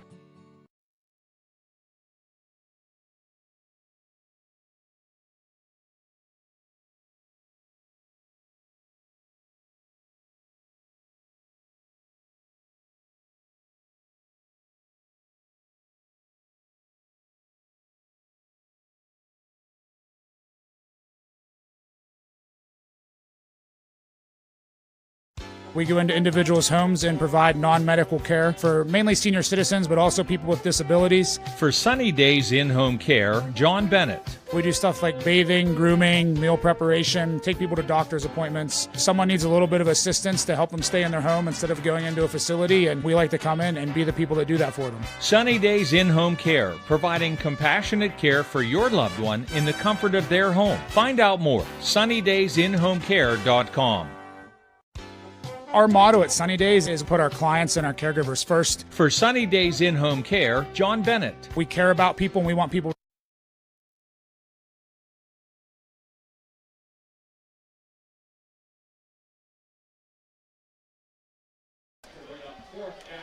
Out of the quarter break, nowhere to go for Canon-Mac, and it's 4th down. Ran a little curl route that time. He was open, but didn't get to the first down marker, so it brings up punting situation for Canon-McMillan, and I think that Mount Lebanon will get pretty good field position. 6-0, by the way. Here's a punt that Leba will take at their own 44-yard line, spun off of 1 tackle, but Jacob Zaber only with a return of about 2 yards for Mount Lebanon. We'll try to get this score bug fixed for you, too, by the way. Good job that time on the return. Ended up catching the football, saving it from bouncing on the ground, and just took the hits when they came. Mount Lebanon leading 6-0. 11:06 remaining second quarter. Nowhere for Canon-Mac to go on the first play of the second quarter, and leads to this punt. 1st and 10 from their own 45-yard line for the Blue Devils. Ball in the middle of the field. Teams trading punts. Calgaro lined up to the right of Patrick Smith. Smith takes the snap. Keeper running to the left side. Puts his head down. Makes one man miss. Across the 50-yard line. Still moving. And Patrick Smith with about a gain of 6 on first down. Yeah, I think they're going to give him about 7. They give him 6. off the left side. I'm not often right. Or I'm not right often. See? I get it. 79 yards rushing already for Patrick Smith as the quarterback. He has the only score in the game, a 42-yard touchdown run in the first quarter to make it 6-0 as the extra point was blocked. Ball now at the 49-yard line of Canon-Mac. Smith in the shotgun formation again, keeps it himself around the left side, makes a man miss right around the line of scrimmage, plowing forward, has enough for the first down as he crosses the 45-yard line. Canon-McMillan having trouble bringing him down. Once they make contact, they're trying to tackle him up high. Got to get his legs and get him down, and he ran right through a couple tackles, picks up the first down. About a 6-yard gain. First down and 10. Now from the Canon-Mac 37.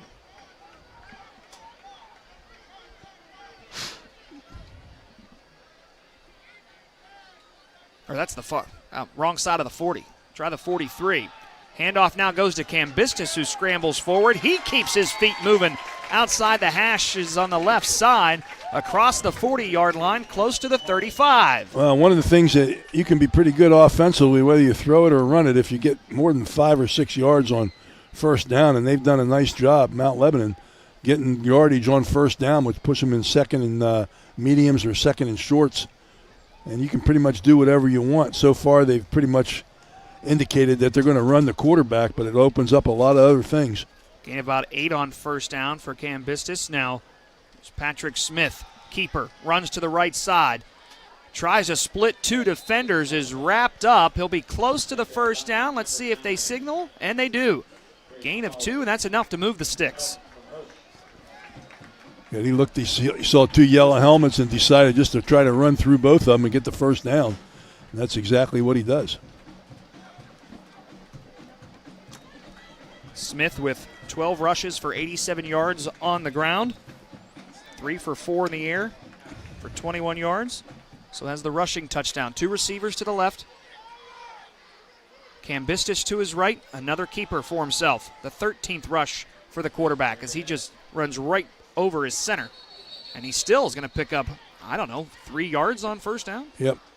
The one of the things that we talk about Smith running the football and how and his size, but the offensive line for Mount Lebanon is doing a nice job. They're locked up with all the blue jerseys, and they're just allowing him to run in there. And he has not been stopped behind the line of scrimmage very often in this first quarter and a half. Second down and 6. Smith again from the shotgun formation with Cambistis to his right. 2 receivers near side. Looking to pass this time. Rolls out of the pocket, moving over to his left, going to tuck it and run. He'll be close to the first down as he spins across the 25-yard line. I don't think he quite got there. I think he'll be short of the stick. Little modified bootleg that time. Looked like he was going to roll to his right. Put his foot in the ground and reversed out and beat the contained man on the outside, far side, and ends up almost picking up the first down. Was looking to throw the ball down the field, but opted not to throw it and tried to run for the first down, 3rd and 1. 3rd and 1. Smith up there giving the play call to his offensive lineman. Has 2 backs with him, 1 each way. And flag comes in, and there might have been movement over by the receiver. I think there was movement on the line of scrimmage interior-wise. Somebody jumped for Mount Lebanon as that is a false start that will back them up 5 yards and make this 3rd down and 6. Yeah, I didn't see the movement on the white team on Mount Lebanon, but I did see the blue jersey from Canon-McMillan jump a little bit. Sometimes you got to. So he was reacting to the movement up front. You got to react well to get the call, right? Well, yeah. if you're that good. 3rd down and 6-7 minutes to play. 2nd quarter. Mount Lebanon with a keeper. Patrick Smith has a hole around the left side. He's up the far sideline. He's going to scamper all the way to the end zone. Touchdown. But a flag comes out. Let's see what this is. He ran around the line on the left side, got to the edge, and there was nobody to stop him. I'm looking at a hold maybe.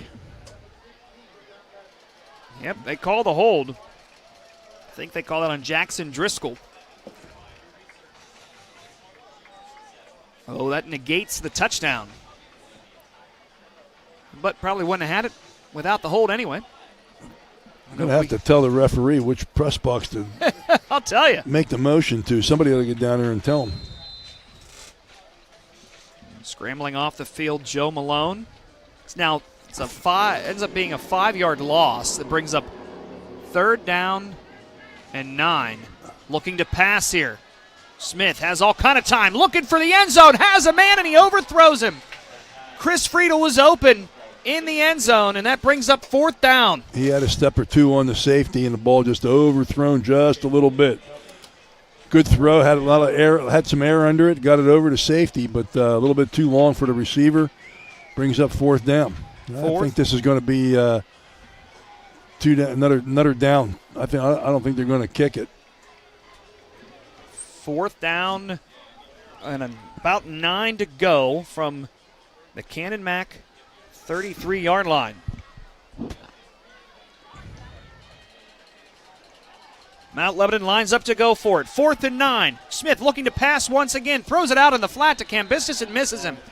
Nowhere near him as the incomplete pass turns the ball over on downs to Canon-Mac. Yep, tried to throw the ball out to the flat. Unable to hit him. They're going to give the ball up on downs, and Canon-McMillan gets the football with 6:41 left to go. 6:41 to play. In the second. Second quarter, 6-0. Mount Lebanon. We're back in a moment on the WJPA Sports Network, presented by CNX Foundation. Hemlock Homes makes your dreams come true. Why build a box home that doesn't reflect your lifestyle and desires? Hemlock Homes brings your vision to life because you're involved in every decision: design, floor plans, materials, and finishes. If you have a lot and a dream, Hemlock Homes will make it happen. Hemlock Homes, quality workmanship and personal service. Call 412-444-5008. That's 412-444-5008. Calgaro on the carry, out of the timeout, or out of the change of possession. Nowhere for Calgaro to go. He's struggled a little bit tonight as he loses on 1st down. Right now in the running game, Canon-McMillan's getting beat up front. Mount Lebanon's kind of controlling the line of scrimmage defensively and not letting the running backs get any open areas to run the football. Calgaro on his first carry had 12 yards. Since that, losses of 2, 1, and 3. 2nd down. Call that a loss of 4. 2nd down and 14. Jansma from a shotgun formation with Calgaro to his right, looking to pass. Has some time, fires across the middle and overthrows his intended target at the 40-yard line. Looks like he was trying to get that ball to Brian Schmeltz. And that brings up 3rd down and 14. Schmeltz running a 25. Yep, trying to run a post route down the far side. It looked like Jasmine just kind of threw the ball over his head on purpose. He really had nobody open. 3rd down. Jansma's not been able to make things work in the air tonight. 3rd down and 14, under 6 minutes to play. In this second quarter, there's a pass. It's complete at the line of scrimmage. Trying to turn it upfield is Ethan Campoli, but nowhere to go. Tried to run a little slip screen out there to the wide receiver, and the ball is thrown, caught, and he's tackled immediately once he catches the football. Brings up 4th and 10 and a punting situation. Teams just trading punts and possessions since Mount Lebanon scored on the opening drive. It's 6-0. You know, as much as Canon-McMillan has not moved the football, they're still in the football game. A little bit of a low snap. Ball gets away.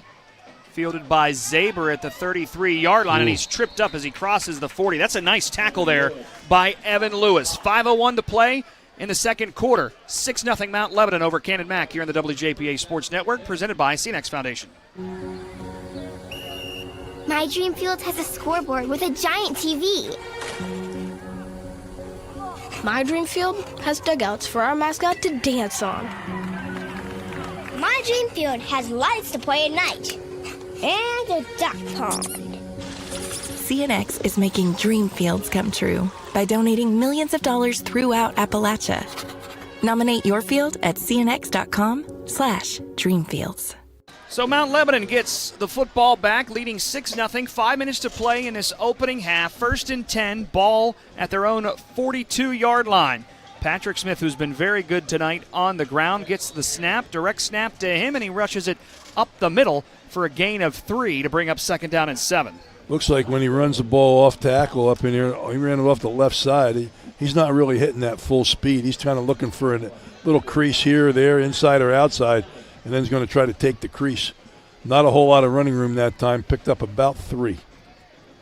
2nd down and 7 from their own 45. 2 receivers come to the near side, 1 to the far side. Smith from the gun with Cambistis to his right this time. Gets the snap, handed off to Cambistis. Cambistis trying to bounce it around the left guard, maybe gets 2 yards. It'll be 3rd down. Little inside handoff that time to Cambistis. Running it up inside. Defense does a nice job bottling him up. Brings up 3rd down and long. 3rd down and 5. Under 4 minutes to play in the opening half. 6-0 Mount Lebanon. This game went to overtime a year ago. Canon-Mac won 17-14. Close one for you here in the first half. Here's Smith. Up the middle. He'll be close to the first down marker. He has it. Gain of about 6 to move the sticks. Little quarterback draw that time. Got up the field pretty quickly. Made a little spin move on first contact, and that got him the first down. I have that now putting him over 100 yards rushing on the night. 1st down and 10 now from the Canon-Mac 47-yard line for Mount Lebanon. Trying to add on to a 6-0 lead. They missed the extra point. Had it blocked by Canon-Mac on the first drive of the game. 3 minutes to play, 2nd quarter. Smith with a guy each way. 2 receivers to the left side. Looks to pass. Fires it out into the flat. It's complete to Chris Friedel, who crosses the 45-yard line. Again, a little quick throw out to the outside. Gets Canon-McMillan thinking about something else other than the quarterback off tackle, and it also tries to put the wide receiver one-on-one with the corner, but got jammed up with a blocker and another defensive back and unable to break a tackle. Pass is complete for about 3 yards, brings up 2nd down and 7. Smith with Cambistis to his right, 2 receivers left side once again. Cambistis makes a man miss in the backfield. Another guy slips off of him, and the ball came out as he was being tackled across the 30-yard line, and the Big Macs have it. Turnover. Canon-Mac football. Looked like the ball just got punched out, or else he just tried to reach forward when he got it. That ball was punched out, and it was punched out toward the Canon-McMillan secondary, and blue jersey falls on the football, and Canon-McMillan gets the really the first break of the football game. No doubt about it. The teams have been trading punts, turnover on downs, and now the first true turnover of the ball game gives Canon-Mac the football at their own 27-yard line. 2:12 to play in the opening half.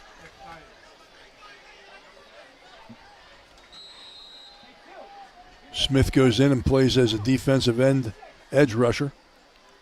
Jansma now barking out orders at his offensive line.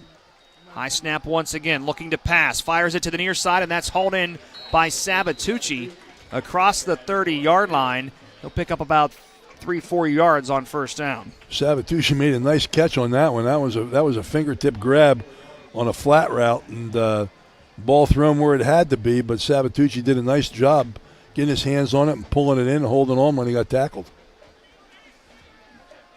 Sabatucci's first catch of the game had that big bobbling drop on Canon-Mac's first drive.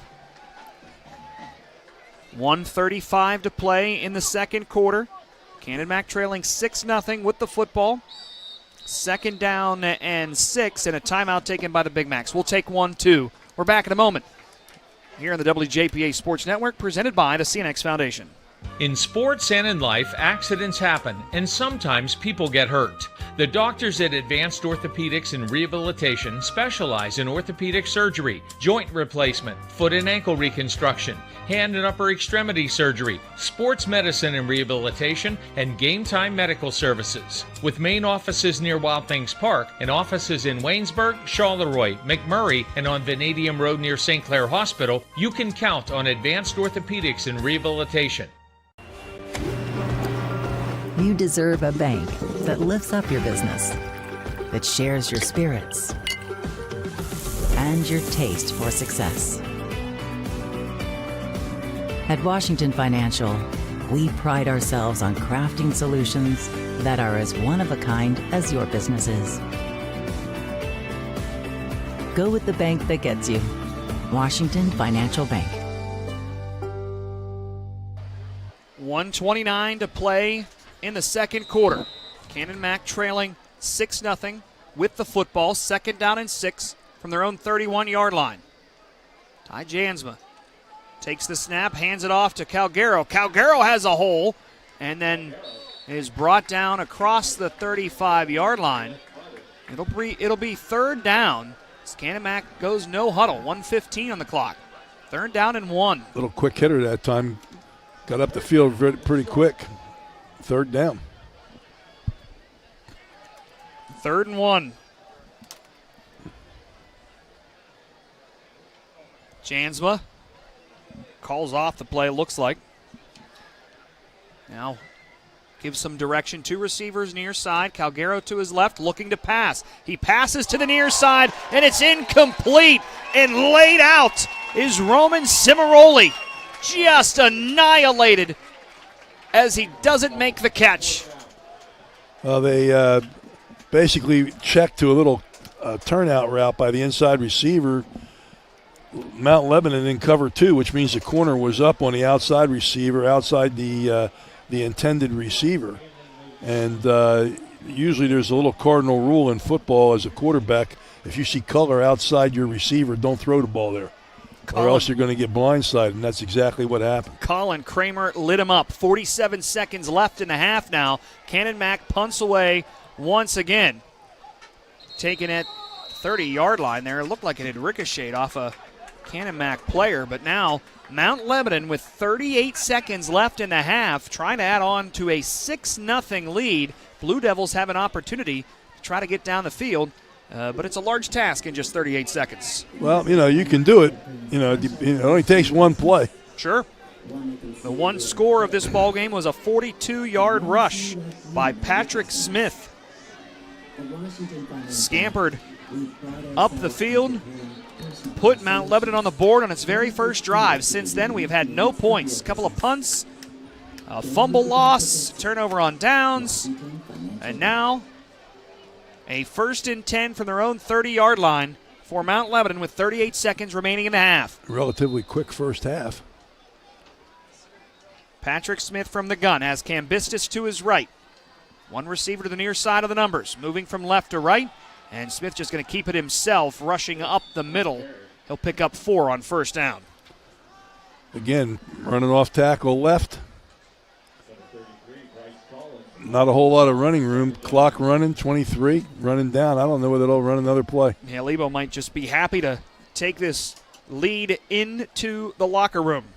Canon-Mac will get the football to begin the second half, and that's exactly what the Blue Devils are going to do. End of the first half. Blue Devils hustling off the field. They have a 6-0 lead over Canon-McMillan. We'll recap the first half for you when we come back here on the WJPA Sports Network, presented by the CNX Foundation. Looking for a home in the South Hills? You want someone who knows the market. You want Nancy Russell McKenna at Howard Hanna, Mount Lebanon. Nancy Russell McKenna was born, raised, and currently lives in the South Hills, so she knows the market inside and out. She'll help you find a home anywhere in the Pittsburgh area. A neighbor helping neighbors. Nancy Russell McKenna at Howard Hanna, Mount Lebanon. Call Nancy Russell McKenna, 412-551-6118, 412-551-6118. Start strong and stay local. CCBC's Washington County College Center gives you the edge to get ahead. High school students can learn to fly before they drive with our Aviation Academy. If helping others is what you do, let us help you. Advance from LPN to RN and open new doors in your healthcare career. Or get ahead in college by earning general education credits. No matter your path, we're here to help you move forward. Learn more at ccbcwashington.com. Mount Lebanon band out onto the field here at AHN Field at Big Mac Stadium. Mount Lebanon with a 6-0 lead over Canon-McMillan.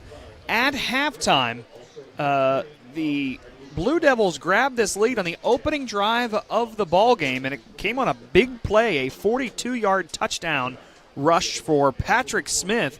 The extra point was blocked. It was 6-0 with 7 minutes to play in the first quarter, and we've been that way ever since. Teams trading punts, turnover on downs, and 1 turnover for Mount Lebanon, but nobody's been able to capitalize since. Well, it's we were kidding around saying might see a high-scoring game. Obviously, that was wrong. What we're looking at is we're looking at two teams that have not been able to move the ball against each other's defense consistently. Now, I'll grant you, Mount Lebanon has had a couple penalties that would have put this game situation, in a much different position right now. They had a touchdown call back, and they had some field position that they lost because of that. But what Canon-McMillan needs to do is they've got to find a way to move the football down the field. Right now they're throwing the ball to the outside. I think they got to find a way to throw the ball down the field, seams, some sort of middle of the field throws that they can get to.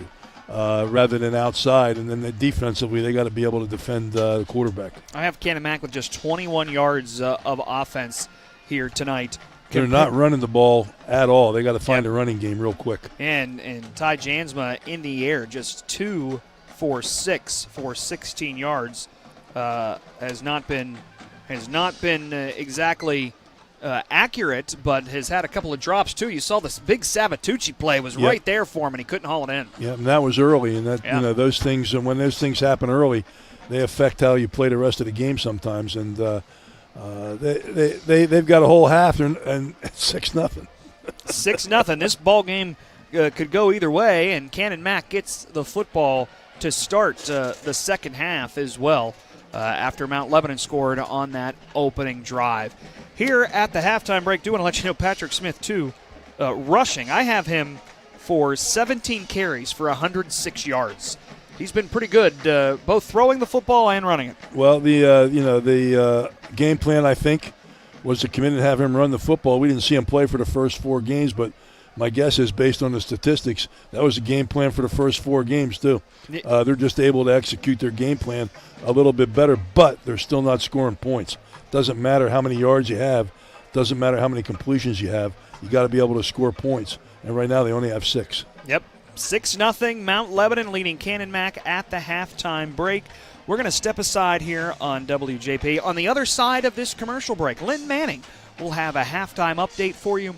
And then after that, Joe Onderko of the President's Athletic Conference, a great friend of WJPA and high school sports around here. He's the commissioner of the President's Athletic Conference. He'll give us a PAC football report. Sit down with a couple of head coaches ahead of some college President's Athletic Conference football tomorrow afternoon. Here at AHN Field at Big Mac Stadium, your score, Mount Lebanon 6, the Big Macs nothing at halftime here on the WJPA Sports Network, presented by the CNX Foundation.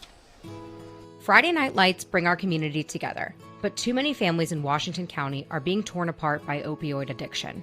I'm Commissioner Electra Janis, and I want you to know you're not alone. Help is here. If you or someone you love is struggling, call our confidential helpline today at 724-228-1234. That's 724-228-1234. Together, we can fight addiction and build a stronger future for Washington County.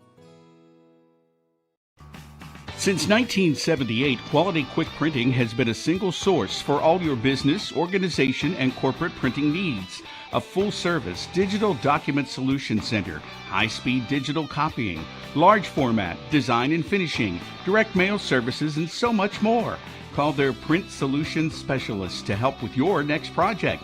724-225-9427 or visit qualquick.com. Good evening. I'm Lynn Manning with your WJPA halftime report. We're at 80 degrees right now here in Washington. We'll see some patchy fog moving in overnight, temperatures dropping off into the upper 50s. But tomorrow and then right through Monday, we're going to see some sunshine. Maybe, just maybe, on Monday, a slight chance of a few rain showers. We'll take a look at that forecast coming up. Washington County Controller Heather Shetler is raising an alarm over what she says is the county's finance department circumventing oversight, which has resulted in a $130,000+ loss of money to hackers. We were alerted that the finance department was making payments to vendors. Obviously, this is concerning since the controller's office is the office that makes the payments to the vendors. So we looked into it, and I was informed that $138,000 was sent to a vendor, but instead of it going to the vendor, it went to hackers. Shetler says this is concerning because the finance department is required, she says, by law to have the controller's office take a look at any payments made before they're actually made. Now, she is calling for immediate corrective action to ensure this type of breach doesn't happen again. We also reached out to Washington County Commission Chairman Nick Sherman for his comments on the matter. He says that he believes the county did nothing wrong, but he did not address the issue of whether it was unlawful for the finance department to make that payment. He calls the whole thing a political ploy. This might be another incident of a candidate running for office trying to make some kind of political hay at the expense of the county. But, again, what I know right now is that, there was payment to a vendor. The vendor reported to us that they had a cyber incident and to let us know. So that's the information I have as of now. Now, Shetler says stronger safeguards and adherence to the established financial review process are critical to restoring public trust and protecting taxpayer resources. The sale of the Charleroi glass plant that was pending to a German glassmaker, Sediver, has now been called off. According to officials, they say that it's due in part that because the criteria was not met. That's the decision of the Federal Trade Commission. Republican Senator Camera Bartolotta has been working with Charleroi officials and others since that Anchor Hocking plant closed down a few months ago, and she says she hopes that the issue isn't dead yet. I think perhaps we're in a holding pattern, but I do know it's a legal matter. But I'm just trying to be vocal and loud and just say, get the message to the FTC. Look, we could manufacture that particular glass for transmission lines right in Charleroi. There's a company that wants to do it immediately. Whatever we can do to make it happen, that's what we need to do.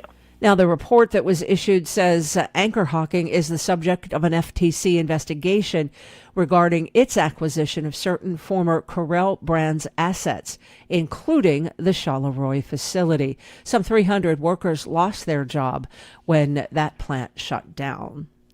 Two men had their preliminary hearings for an April 28th shooting that occurred in Washington on West Walnut Street near the John F. Kennedy Catholic School. They left one man dead. WJPA's Joe Jasek has details. 31-year-old Trayvon McCrary of Washington and 24-year-old William Howell of Pittsburgh had a joint hearing. Both men are facing homicide charges in the shooting that left 28-year-old Nostalgia Wilkerson dead. The brunt of the testimony came from Sydney Vaughn, who was a close friend of McCrary. She said on the day of the shooting, she and McCrary left her home at 103 West Walnut Street and took her car to Pittsburgh to run an errand. That errand was to pick up William Howell at his Pittsburgh home. 1 hour after returning home, Vaughn heard but did not see 5 gunshots in front of her home.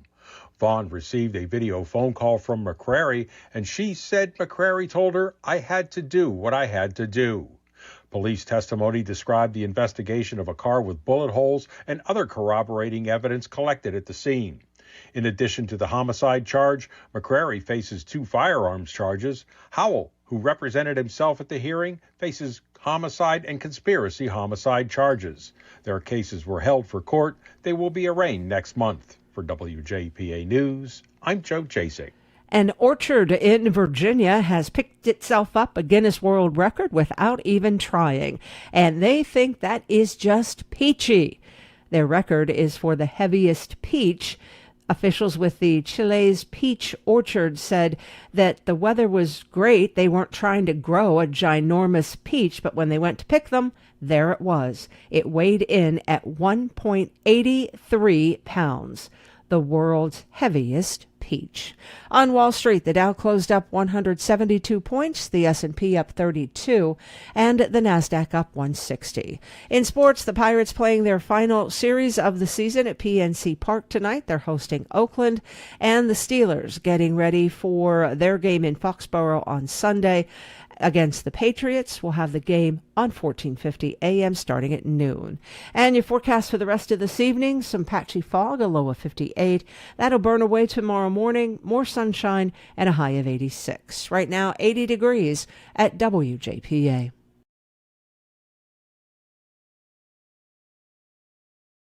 Hi, I'm Nick Jaganis, your Allstate insurance agent in McMurray. You've worked hard all your life to provide a nice home for your family. Maybe the insurance that you had 5 years ago is not appropriate for your life today. Call me for a review of your current coverages and we'll see if we can help you. Allstate has some unique ways to keep your insurance costs down. Give me a call so we can discuss proper protection, the best price, and most of all, personal service. 724-942-1234 or send me an email at nickg@allstate.com.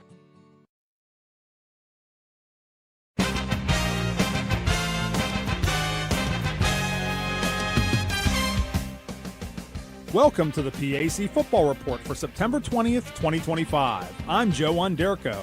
This week we will take a look back at last week's gridiron contests in the President's Athletic Conference, while also previewing the opening of conference play in Week 3 this Saturday. The highlight game of the weekend between nationally ranked powers saw number 2 ranked Mount Union overcome an early deficit to roll to a 49-14 victory at number 15 Grove City. PAC teams posting non-league wins in Week 2 included Hiram, which posted a 58-21 victory over Oberlin in their home debut since rejoining the PAC, and Westminster, which recorded an impressive 27-7 road win over Franklin and Marshall in Lancaster.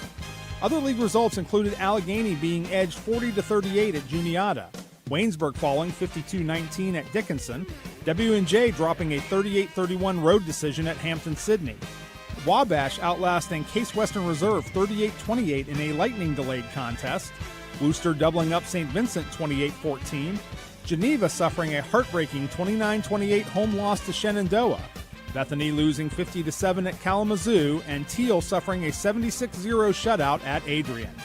PAC Player of the Week laurels in Week 3 on offense went to Hiram Junior quarterback Sean Tejeda with 319 passing yards and 5 TDs versus Oberlin. Defensive recognition went to Westminster senior linebacker Dylan Sleva with 13 tackles and an interception at F&M. And special teams honors went to Westminster sophomore kicker Andrew Carana, who made all 5 of his kicks, including 2 field goals for the Titans. Newcomer of the week was Geneva freshman DB Christian Hunter with 10 tackles and a pass breakup versus Shenandoah. Week 3 marks the start of league play in the PAC with 4 conference contests, including 3 under the lights. Highlighting the slate is a 7 p.m. kickoff between 1-1 Westminster and 0-2 Case Western Reserve at DeSanto Field in Cleveland. The Spartans lead the all-time series with the Titans 5-3, including a 3-1 mark in Cleveland. But last year, a late interception clinched a 17-14 home win for Westminster over Case in New Wilmington. Veteran Spartan head coach Greg Debelak talks about the deep respect the programs have for each other. Yeah, I think they are 2 really good programs, evenly matched. I think both staffs are excellent, and we know each other well. So I think at Chess Mass is a good comparison, and film study is critical, and trying to figure out what each other's doing. The lone daytime contest takes place at Wiley Stadium in Waynesburg, as the 0-2 Yellow Jackets host 1-1 Hiram in the Terriers' first conference game since rejoining the PAC this season at 1 p.m. It's the first ever gridiron meeting between the programs. 4th-year Waynesburg head coach Cornelius Coleman talks about how facing a pair of high-level non-conference foes was meant to prepare the Jackets for league play this season. And the PAC Conference is one of the top Division III conferences in the country. And unless you are prepared to do battle in this conference week in and week out, I feel as though you are doing yourself and your program a disjustice. 2 teams searching for their first win meet in Meadville Saturday night as 0-2 Allegheny hosts 0-2 Teal at Frank Fuhrer Stadium at 7 p.m. The all-time series between the local foes dates back to the first meeting in 1893, with the Gators holding a 43-35-6 all-time advantage against the Tomcats. Last year, Teal recorded a 21-7 home win over Allegheny in Greenville, snapping a 4-game losing skid against the Gators. Third-year Allegheny head coach Braden Lair talks about the importance of starting league play with a win Saturday night. I think more than anything, it's Teal. It's rivalry week, right? It's the school that's closest to us in proximity. It's one that carries a lot of weight for our players throughout the offseason. So it's a massive, massive week. This is one that we desperately want, and we're going to work our tail off to try to come out and get it done. Finally, 1-1 St. Vincent travels to Beaver Falls to face 0-2 Geneva at Reeves Field with a 7 p.m. kickoff. The Golden Tornadoes lead the all-time series with the Bearcats 17-13-1, including a 16-13 win in Latrobe a year ago. Bethany, Grove City, and W&J all have the weekend off. That's all for this edition of the PAC Football Report.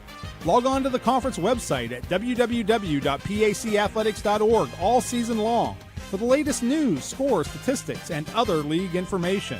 You can also follow us on social media via X, Facebook, and Instagram. Links are available at the PAC website. I'm Joe Onderco. Thanks for listening, and we'll see you at the stadium.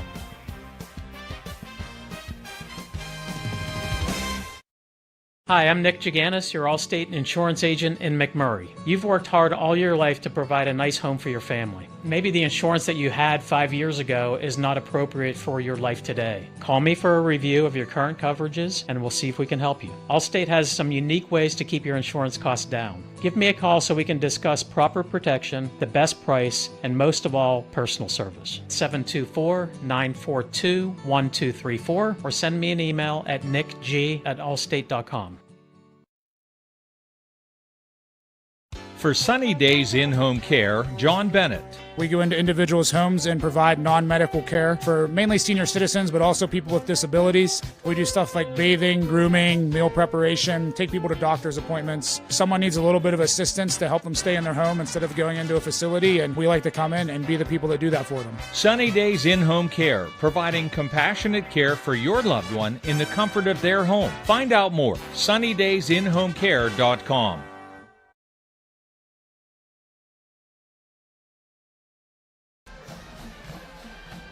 Back here at AHN Field at Big Mac Stadium, the Big Mac Marching Band out on the field right now at halftime. We saw Mount Lebanon a little bit ago, but now the Big Mac Marching Band playing some cool tunes too. Mr. Brightside was out there. I think a little NSYNC or Backstreet, one of those boy bands from the 90s they just played.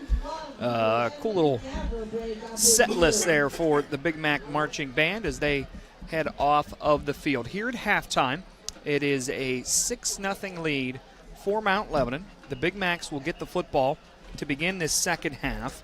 Glad to have you along here on the WJPA Sports Network, WJPA AM 1450, online, WJPA.com, and now streaming on YouTube, the WJPA Sports Network. Nate Rigotti alongside Bill Duquette, BJ with us as well. Grady Peterson on the cameras with Cam Pritz. Brandon Bennett, our producer here on site, and Jacob Knisner, our guy in our downtown Washington studios. Mount Lebanon coming back out onto the football field now for their warm-up as the Big Mac Marching Band clears. The Blue Devils leading in yardage, time of possession, all of those things. One turnover, leading in what matters most, the scoreboard, but it's just 6-0.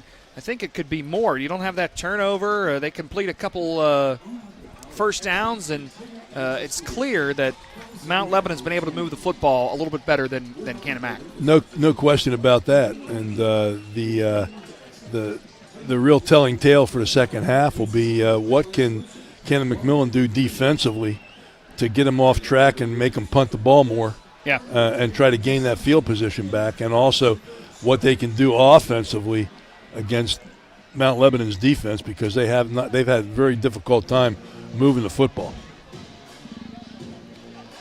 So now Canon-Mac out there now as well, warming up. A couple of halftime scores for you from around the WPIL. First, I want to tell you over on WJPA FM, Fort Cherry and Monessen, the Rangers have a 34-0 lead over the Greyhounds.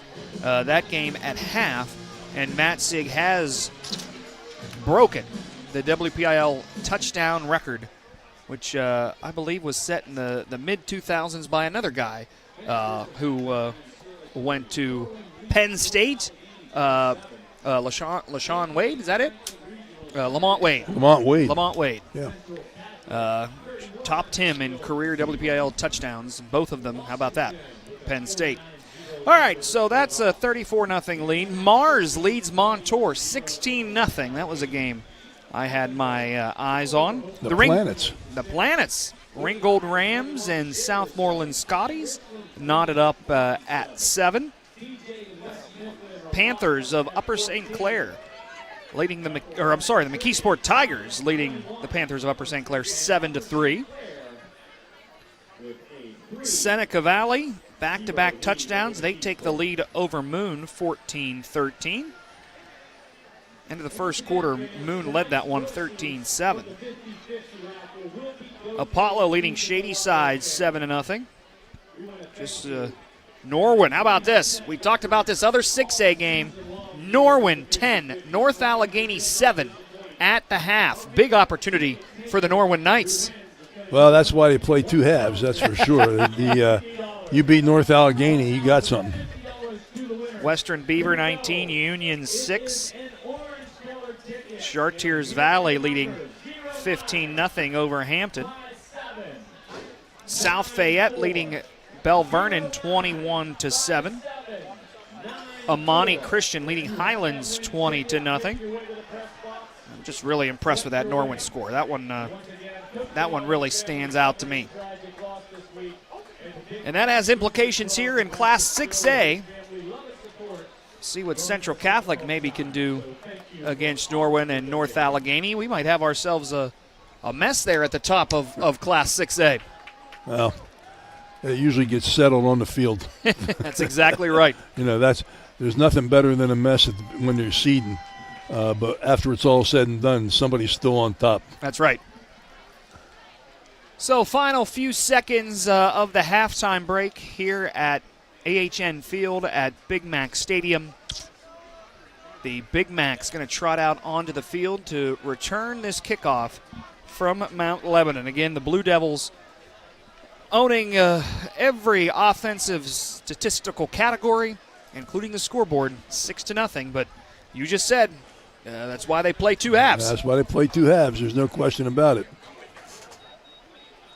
It's going to be interesting to see what Canon-McMillan does the second half. They're going to get the ball, so we'll be able to see it pretty early.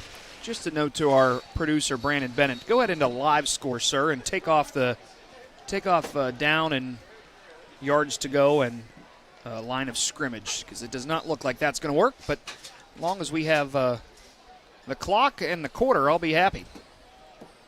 Doesn't look like we have the quarter. We got the clock. See if we can adjust that quarter for you and get our graphics finally working right. We've tried this AI stuff everybody says is just tremendous, and it ain't working. Well, that's why I have grandkids. I told you that. If there's something wrong with my phone or anything involving electronics, I get on the phone and call them, and usually they can come over and fix it. Second half about to get underway. The boot given. Cannon Mac will let it bounce at the 6-yard line and into the end zone for the touchback. So good kick from the foot of Huff for Mount Lebanon. We'll see what Cannon Mac can do with this football.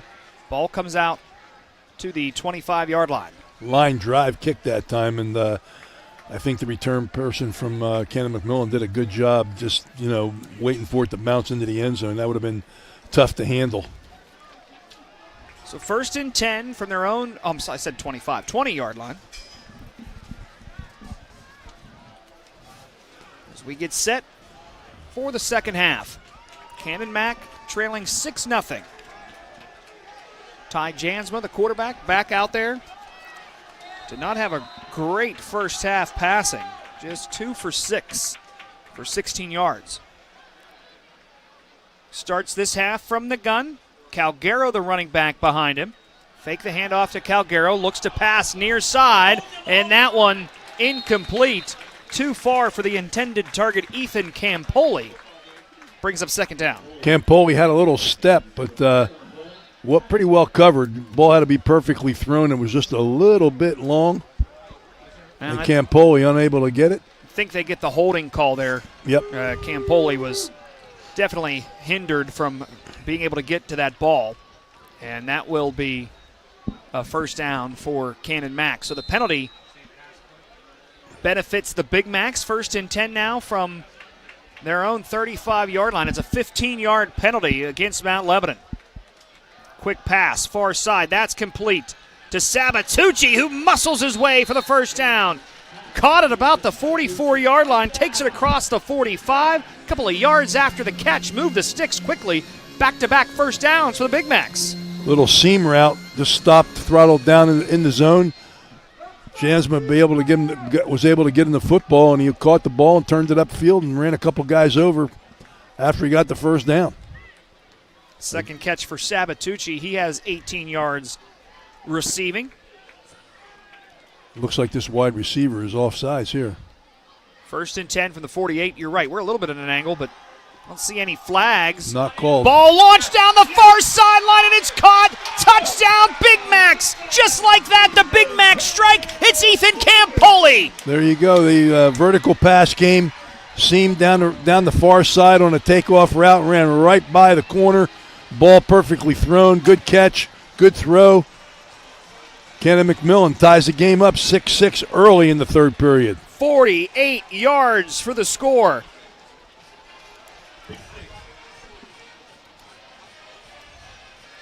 It's 6-6, and now the extra point attempt for Canon-McMillan for the lead. Kick is up. Maine's kick is good.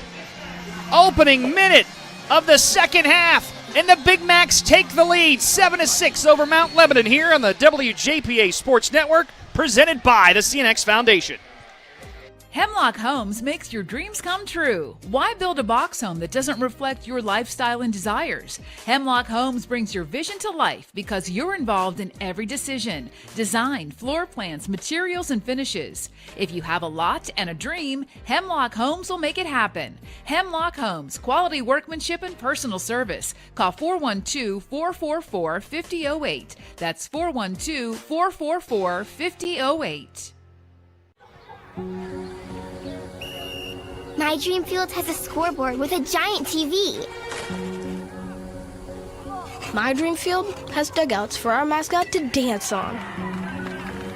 My dream field has lights to play at night. And a duck pond. CNX is making dream fields come true by donating millions of dollars throughout Appalachia. Nominate your field at cnx.com/dreamfields. Canon-Mac in to kick this ball off, now leading 7-6. Kick is away. Ball fielded right at the goal line. And trying to bring this ball out, he does, almost past the 25-yard line. It's Jacob Zaber. It's been nice on the return game tonight for the Blue Devils. Ball caught right at the goal line, brought it back up, brings it back 25. Down the far sideline, brings it back to the 25-yard line. Could have just been the touchback. So now Mount Lebanon, without setting the offense's foot onto the field here in the second half, now trails just a minute and 2 seconds into this half.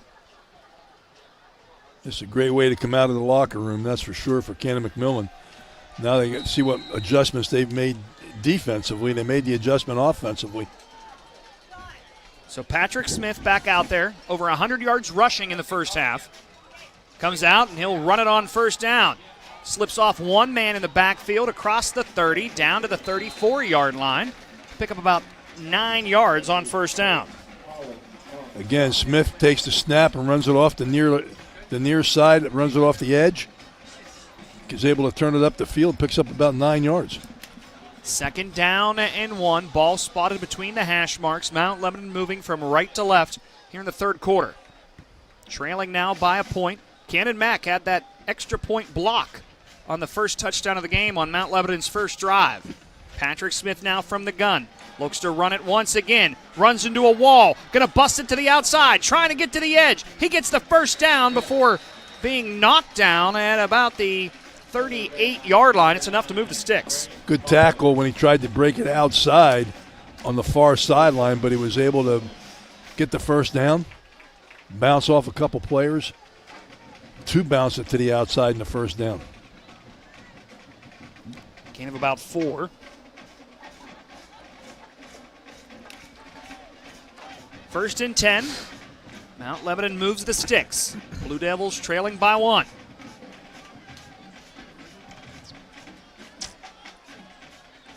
Smith calling for it. Finally gets the snap. Going to run it. Bounce it to the outside. Got tripped up over his own offensive lineman and still stumbles forward for a gain. Again, looking just to find a seam somewhere, just running up in there and looking for a seam. Ends up bouncing it inside. Picks up a couple yards.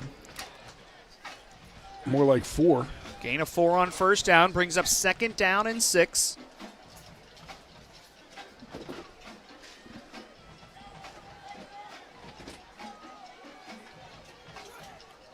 Smith with 2 sidecars. Fake the handoff. Here's the pass. To the near side, it's complete to Friedel. Friedel makes the catch, takes it across the 50-yard line, and it's another first down for the Blue Devils. Little out route by Friedel. Ball thrown well. Makes the catch. Picks up the first down. Gain of 9. There's a little out route, so it's like a cheap sweep. Instead of tossing the ball to the tailback, you just toss it out there to the wide receiver, let him catch it, and pick up 5 or 6 yards. Just drives the defense nuts. Ball now on the Canon-Mac 49-yard line as Mount Lebanon crosses midfield. Handed off to Cambistis. Cambistis trying to get to the left side. Will try to bounce it outside, but he'll pick up 3 yards on first down. Good job defensively. Stuff in the middle that time. He had to bounce it to the outside. And that's where the problem lies right now with Canon-McMillan's defense, is really on the edge. Trying to make sure they can contain the quarterback and still squeeze that off-tackle play. Second down and 7, 8 minutes to play, third quarter.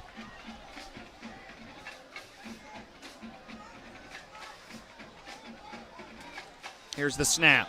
Patrick Smith, the quarterback, running to the right, going to keep it himself. Makes a man miss at the line of scrimmage. Has another first down as he crosses the 35-yard line. Again, contain man block to the far side and gives the quarterback free wheel going to the outside. He's got a lead blocker. Turns it up the field and gets what he can. Gets 11 yards out of that. Another first down, third first down of this drive for Mount Lebanon. 3 receivers now to the near side for Patrick Smith. Has a running back to his right from the shotgun. Here's the snap. Going to run it himself. Running to this left side. Finds a little seam across the 30. Falling down to the 27. And again, what is that, a gain of 8 on first down? Yep. Again, the defensive end being blocked. Not able to come off the block. Second down and 2. Mount Lebanon, no huddle, looking to the sideline for the play call. They get it. 7:45 to play third quarter. Mount Lebanon taking some time off the clock on this drive. It's the best looking drive I think they've had since they scored on their first possession of the game. 2 receivers to the right. Sidecar to the right. And a bad snap to Patrick Smith. He drops it, somehow picks it up, trying to make something out of it. But Canon-Mac all in his face. He'll be dropped for a loss. That's what they needed, but they're in 2-down territory. Too bad they couldn't pick the football up, but Smith does a nice job getting what he can out of a dropped snap. Good pressure that time. Canon-McMillan brought 6 people that time. They brought the 2 outside linebackers up the field to anticipate and run. Good time to do it. It's the first running loss I have charged to Patrick Smith. Brings up third down and 5. From the gun, Smith looking to pass. Right side, that pass was batted, and somehow it's complete still to Maxton Siegel. And that's going to be right at the first down marker. It's enough to move the sticks again. A 4th first down on the drive for Mount Lebo. That ball was batted by the rusher coming in, had his hands up, fell right into his hands. They're going to give him the first down. Wow. It didn't look like he made the first down, but they're going to give it to him. I don't think he made it to the yard line. I did not look closely on the replay. I was watching the ball. 1st and 10 now as that ball's at the 25-yard line. Handoff to Cambistus, trying to bounce it out to the right side. He'll get it across the line of scrimmage. Gain of 2 on first down. Mount Lebo continues to drive, approaching the 5-minute mark. Those defensive ends, when they're playing down like that, they have a tough job. They got to fend off the inside out block, and they got to keep their outside arm free in case the quarterback decides to bounce the ball to the outside, so they're able to run with them. 2nd down and 8. 4:45 to play, 3rd quarter. Mount Lebanon trailing Canon-Mac 7-6. Blue Devils driving, though. Another keeper by Patrick Smith. Smith bounces to the outside, to the 20, still on his feet, taken out of bounds at the 15-yard line. He'll be close to yet another first down. Again, bounced it to the outside and still was able to get his shoulder down and run through the blocker unable to bring him down. Tried to take him up high. He's too strong. 147 yards on the ground for Patrick Smith. A gain of 8, a 5th first down on this drive. And a timeout taken. We'll take 1, too. Timeout, Big Macs, I think. 4:34 to play in the 3rd. 7-6. Canon-Mac leaves Mount Lebanon here in the WJPA Sports Network, presented by the CNX Foundation. In sports and in life, accidents happen, and sometimes people get hurt. The doctors at Advanced Orthopedics and Rehabilitation specialize in orthopedic surgery, joint replacement, foot and ankle reconstruction, hand and upper extremity surgery, sports medicine and rehabilitation, and game time medical services. With main offices near Wild Things Park and offices in Waynesburg, Charleroi, McMurray, and on Vanadium Road near St. Clair Hospital, you can count on Advanced Orthopedics and Rehabilitation. You deserve a bank that lifts up your business, that shares your spirits, and your taste for success. At Washington Financial, we pride ourselves on crafting solutions that are as one of a kind as your business is. Go with the bank that gets you. Washington Financial Bank. 1st and 10 at the 15-yard line for Mount Lebanon. Smith fakes the handoff, rolls out to his right. Going to run it himself across the 5. Another first down. It'll be 1st and goal for the Blue Devils inside the 5-yard line at the 4. Little bootleg that time. Nobody in contain on the outside. He just kind of jogged on the outside trying to figure out what he was going to do. He ended up putting the shoulder down, getting it to about the 4-yard line. 6 first downs on this drive. Approaching the 4-minute mark of the 3rd quarter.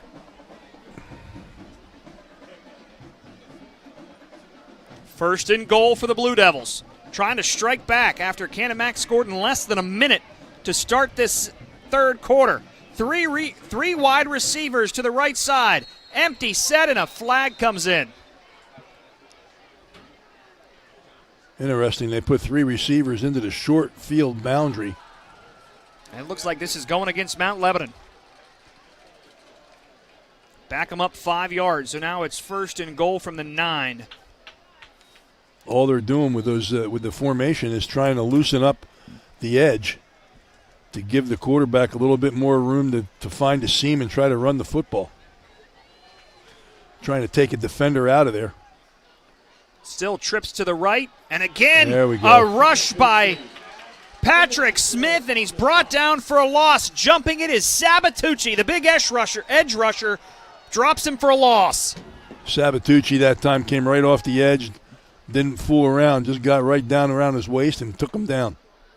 Loss of 2. It's 2nd and goal now from the 11.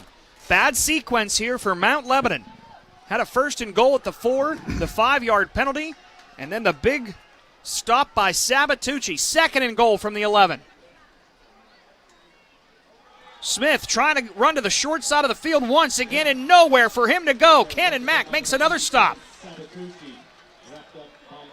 They're all over it. If they've got a little fake with the quarterback and a slant route with the outside, there's nobody in the middle of the field. They're all concentrating on stopping the quarterback, which is what you need to do down inside. 3rd down and goal from the 10-yard line. Mount Lebanon knocking on the door. Canon-Mac trying to make a stand. Leading Mount Lebanon 7-6. 2:20 and rolling on the clock in the 3rd quarter. This is a 9-minute drive almost. From the gun, looking to pass, under some pressure, floats it, it's caught, but it's short of the 5-yard line. Just dump that off to the running back Cam Bistis. It's complete. They'll pick up 3 yards, but it's 4th down and goal from the 7. They tried to leak the back out, got great pressure on the quarterback, and another blue jersey was right on Cam Bistis.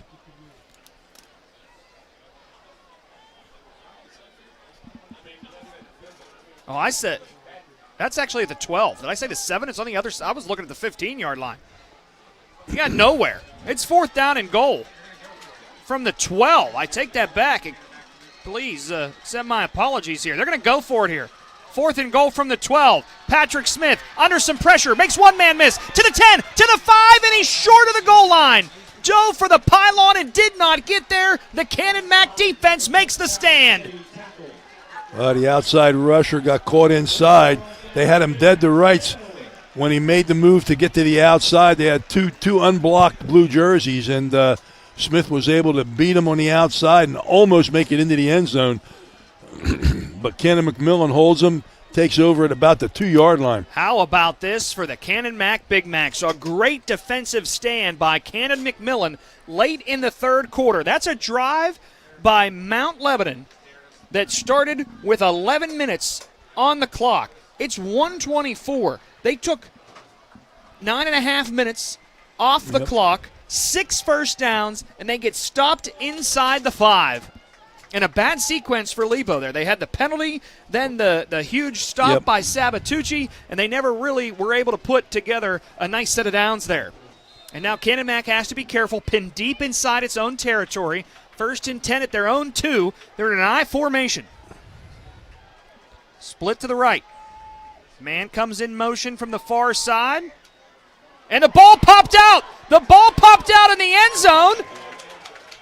A bad handoff. The ball was loose. Officials looking for who has covered it up, and if Canon-Mac has it, where are they? 2nd down at the 1-inch line. Just outside the goal line. No safety. 2nd down inside the 1. Loss of 2 on the fumble. Well, if I was a coach right now, I'd put the quarterback in a regular position and throw the fade route down the sideline. Look for an interference call. This ball is just barely not on the goal line. And a QB sneak here by Jansma. And the pile pushes forward. He's still on his feet. And Mount Lebanon trying to rip the ball out cannot. And Jansma does create a little bit of space as he gets across the 5-yard line. One of the things they got to worry about is if they don't make the 1st down, they've got to make sure that they can punt the ball without stepping out of the back of the end zone. So Jansma actually picks up about 6 yards there. It'll be 3rd down and 6 from their own 6. Jansma now from the gun with Calgaro to his right, 2 receivers to the near side. Here's the snap. Jansma looking to pass. It's complete to Sabatucci. Sabatucci taken out of bounds at the 12-ish yard line, maybe 13. It's just enough for the 1st down. Move the sticks, and Canon-Mac gets out of their own deep in their own territory. Good job that time by the receiver and the quarterback trying to find the place to put the football. Just enough for the 1st down. 1st down and 10. Another couple more wouldn't hurt. Ball at their own 13. Final 5 seconds of the 3rd quarter. Jansma from the gun. Hands it off. Calgaro nowhere to go. He's pushed backwards. Really lucky to get back to the line of scrimmage. That's the end of the third quarter. Canon-Mac strikes early in the first minute to take the lead, 7-6. Lebo stopped inside the 2-yard line. We're back for the fourth quarter here in the WJPA Sports Network in just a moment. Looking for a home in the South Hills? You want someone who knows the market. You want Nancy Russell McKenna at Howard Hanna, Mount Lebanon. Nancy Russell McKenna was born, raised, and currently lives in the South Hills, so she knows the market inside and out. She'll help you find a home anywhere in the Pittsburgh area. A neighbor helping neighbors. Nancy Russell McKenna at Howard Hanna, Mount Lebanon. Call Nancy Russell McKenna, 412-551-6118, 412-551-6118.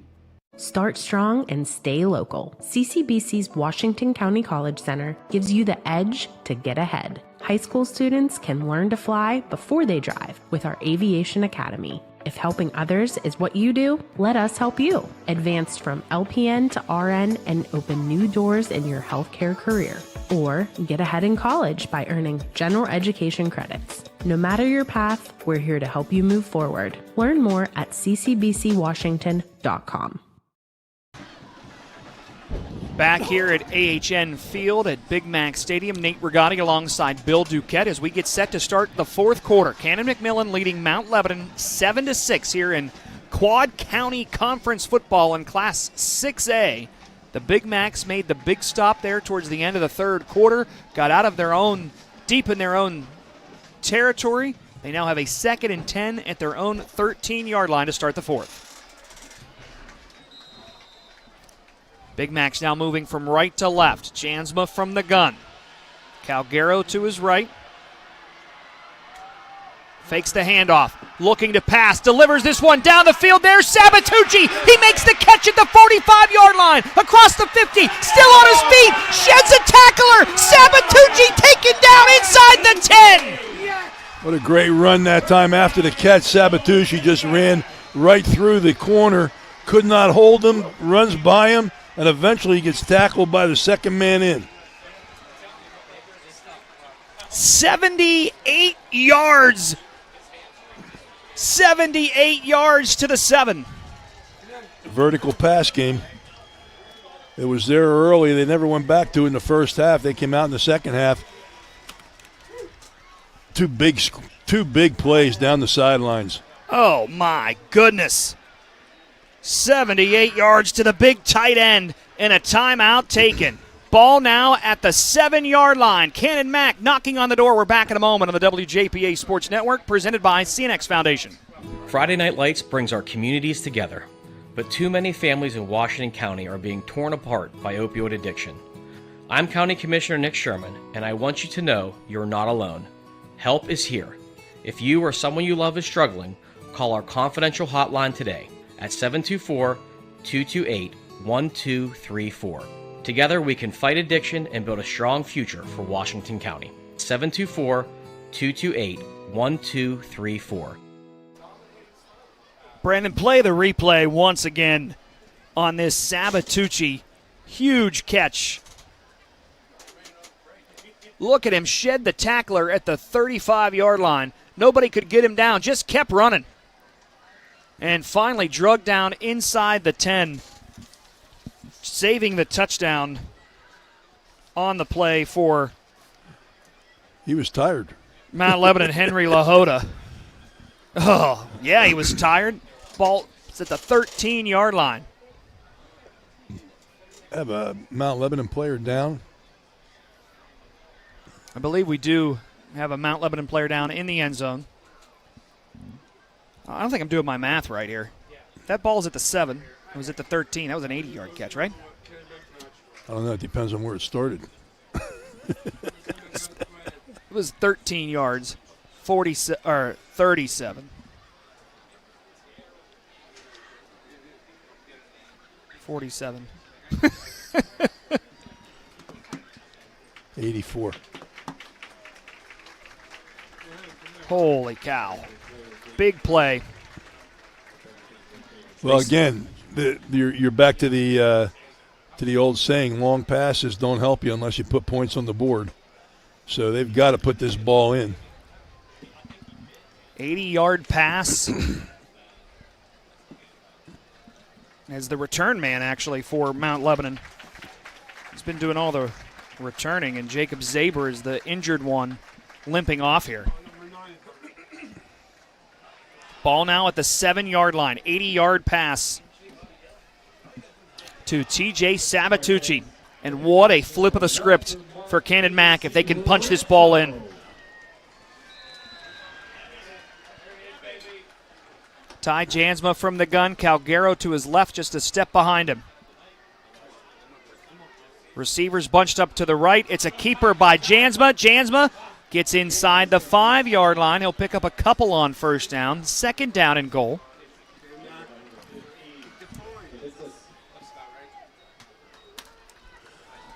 I'm not sure he was reading that, but he made a little fake inside. Looked like an RPO. Made a little fake inside to the sidecar and then kept it on the outside. Got caught by the defender coming inside out. 2nd down and from goal. From the second level. 2nd down and goal from the 3. Jansma from the gun. Calgaro behind him. 3 receivers to the right. Handed off to Calgaro to the right. Hit near the goal line. Touchdown. He's in. Calgaro crosses the goal line, and Canon-Mac adds on to its lead. Off tackle, right side. Got a couple good blocks, but basically BYOB'd it into the end zone. For those unfamiliar with that, that's be your own blocker. Huge turn of events for Canon-McMillan. Big extra point here. Reese Mintz on to kick the extra point. It's up, and it is good. 11 minutes to play in the ball game. It's now Canon-McMillan 14, Mount Lebanon 6 here in the WJPA Sports Network, presented by the CNX Foundation. Whether in the stands or watching from home, show your team spirit with custom printing from Quality Quick. They are your local partner for vinyl banners, fan apparel, and yard signs to help celebrate your home team. Quality Quick has been a proud print supplier for local schools and boosters in the community since 1978. Don't just watch the game, be part of it. Call 724-225-9427 or visit qualquick.com. Friday Night Lights brings our communities together, but too many families in Washington County are being torn apart by opioid addiction. I'm County Commissioner Nick Sherman, and I want you to know you're not alone. Help is here. If you or someone you love is struggling, call our confidential hotline today at 724-228-1234. Together we can fight addiction and build a strong future for Washington County. 724-228-1234. 11 minutes to play. Kickoff from Canon-Mac, now leading 14-6. Mount Lebanon going to take this at the 2-yard line. Try to bring it out. Good return out to the 25-yard line. Would have been just as good to let that one go into the end zone. On the return was Colin Kramer. Well, he picks up 5 more yards that he wouldn't have had. But ball right in the middle of the football field. 25-yard line, 1st and 10, and Mount Lebanon needing a touchdown and a 2-point conversion to tie this game up with 10:50 in the 4th. Mount Lebanon scored on the opening drive of the game, took 9 minutes off the clock, had a huge drive there in the 3rd quarter, marched down the field, had the ball again for another 9.5 minutes, but came up empty. After a 1st and goal from the 4, they could not get in. Canon-Mac makes the stand, and then the Big Mac strike, the big 80-yard pass to Sabatucci, and the Big Macs cap it off with a 3-yard Calgaro touchdown. Now on 1st down for Mount Lebanon, just a gain of 5. It's actually better than I thought it was going to be. Out to the 30. Did you think he got to the 30? It was just a game of 5, folks. I didn't think he got out to the 30. It wasn't an exciting 5, but it was 5. 2 of those is a 1st down. How about that? 2nd down and 5. Handed off to Cambistus up the middle. And that hole filled quickly on the stop. Owen Rush, the junior, filling that gap. Gain of 2. Well, again, little quick handoff, trying to get the middle of the football field. 3rd down and about 3.5. 3rd down and 3 from their own 32-yard line for Mount Lebanon. That drive where they took 9.5 minutes off the clock came up empty. They had 6 first downs. 3rd and 3. Smith looking to pass, under some pressure, rolls out to his left. Going to try to run, falls forward. He won't get there. Comes up short. It's 4th down. Again, he just outran the contain man, Luke Sahida, sophomore, 6'4", 230 pound, playing as a defensive end. Almost had him for about a 4 or 5 yard loss, but unable to track him down, and Smith gets to the outside. 4th down, and Mount Lebanon brings the punt team on.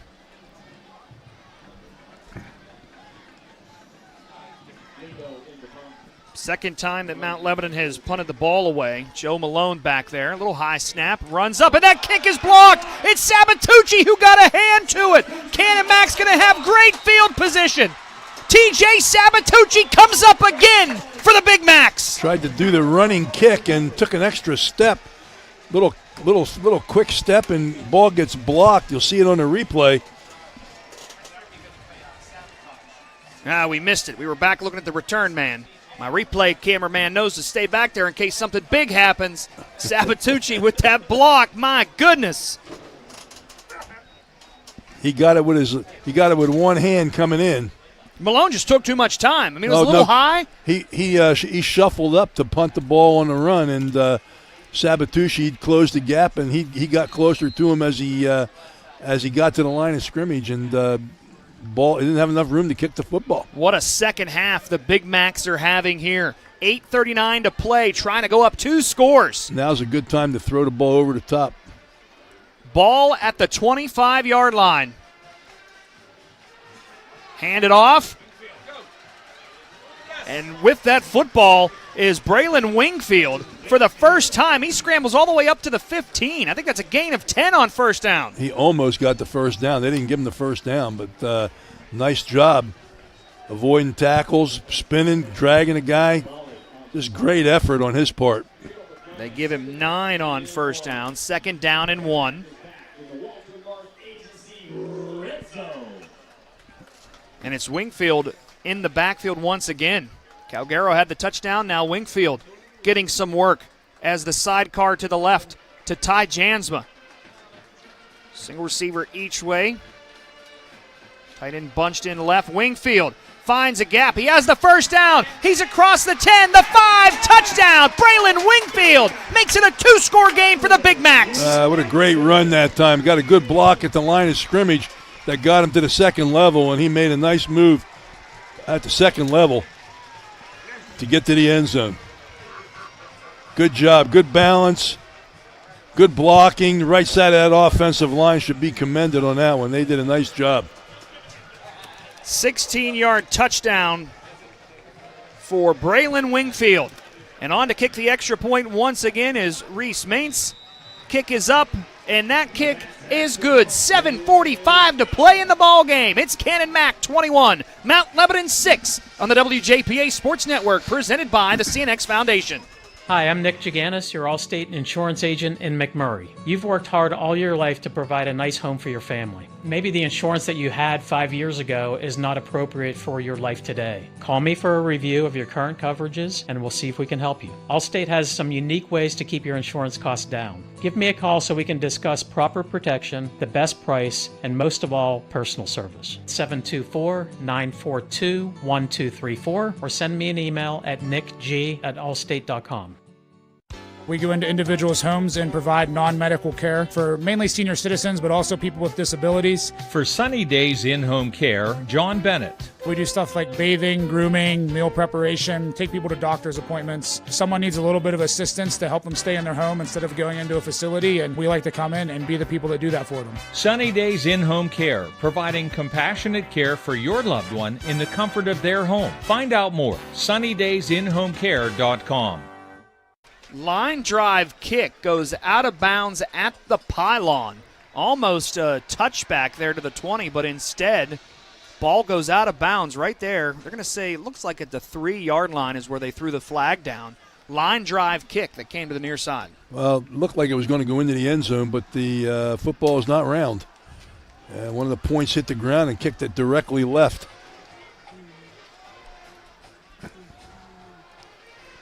So now a 21-6 lead for Canon-Mac. They trailed 6-0 at halftime. Came out, got a penalty, had two big plays and a touchdown to take the lead after the extra point in the first minute of the second half. Huge drive by Mount Lebanon. 9.5 minutes off the clock, 6 first downs. They get stopped inside the 2. Canon-Mac nearly had a safety. Instead, come back, have an 80-yard pass that set up another touchdown, and then the blocked punt sets up the Wingfield touchdown. It's now 21-6 as they're on first down. A run out across the 40, gain of 6 on that play. Now Canon-McMillan don't want to give up the big play.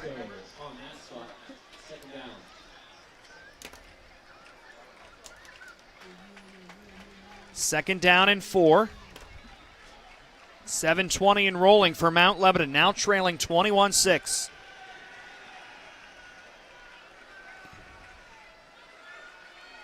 Pat Smith from the gun, going to keep it to his left. He'll fall short of the first down marker. Defensively, the Big Macs don't want to do anything differently than what they've done for the whole second half. They've been able to bring an extra guy from the second level over the edge, trying to make sure they can contain the quarterback. When they don't do that, Mount Lebanon seems to be able to run the quarterback and bounce it outside for good yardage. Third down and 1. Canon-Mac nearly lined up offside. And look at this. Patrick Smith breaks through the hole. First down across the 50 to the 45-yard line. Again, I've seen that more tonight than I've seen it in the last 5 years doing this, where the ball carrier is stopped behind the line of scrimmage in a mess of humanity and all of a sudden bounces out or catches a seam and gets forward for good yardage. Over 30 carries tonight for Patrick Smith as the quarterback. He's going to be tired tonight. First and 10, though, as he gets the first down. 6:12 to play in the ball game. Again, another carry for Patrick Smith up the middle. Trying to make something happen. And he'll pick up 4 on first down. This reminds me, I don't mean to laugh, but this the offense for Mount Lebanon reminds me of playing football in your backyard. Snap to the quarterback and run. You side saddle to snap back to the quarterback, and the quarterback would try to find a place to run the ball, and then the 3 guys that were playing defense, because you were playing 3-on-3, would try to tackle him. Second down and 6, 2 receivers to the near side. Running back to his right, looking to pass. Has some time, now going to fire to the near sideline and throws that one away. Out of bounds. Intended target was Ford Schmidt. No pressure on the quarterback that time. Had lots of time to try to find a receiver down the field. Unable to find one, throws the ball out of bounds. Stops the clock here in the fourth quarter with 5.5 minutes remaining. A 21-6 lead for Canon-McMillan. All 3 touchdowns being scored in this second half. Trailed 6-0 at halftime. Mount Lebanon hasn't scored since its opening possession. Third down and 6 from the Canon-Mac 41. Smith looking to pass under some pressure and just throws it away. Had a guy in his face, says, I'm just going to throw it into the ground. Owen Rush with the rush, and that brings up fourth down. That's twice they tried to run that little slip screen to the outside and unable to get the ball to the back. He just throws the ball into the ground, trying not to force it. Takes just 5 seconds off the clock. Here's another fourth down. Last time Mount Lebanon tried to punt, Sabatucci blocked it. I don't think they're going to try to punt now.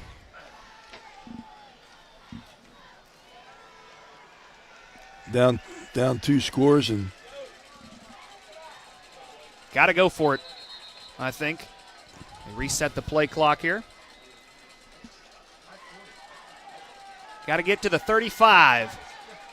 4th down and 6. Patrick Smith from the gun. Cambistis to his right, looking to pass. Pressure again. Floated out to Cambistis, who makes the catch at the 40, and they stop he does short. not get the first down. He won't get to the stick. Complete pass, but it's not enough. Good closer speed by Canon-McMillan, able to stop him before he gets to the first down. Wide open in the flat, but not able to get up the field.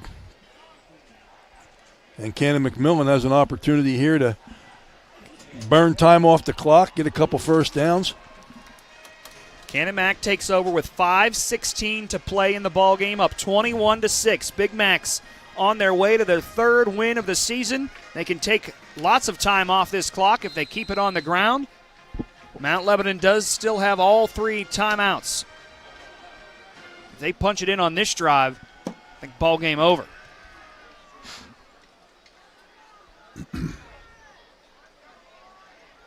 First and 10 from their own 37.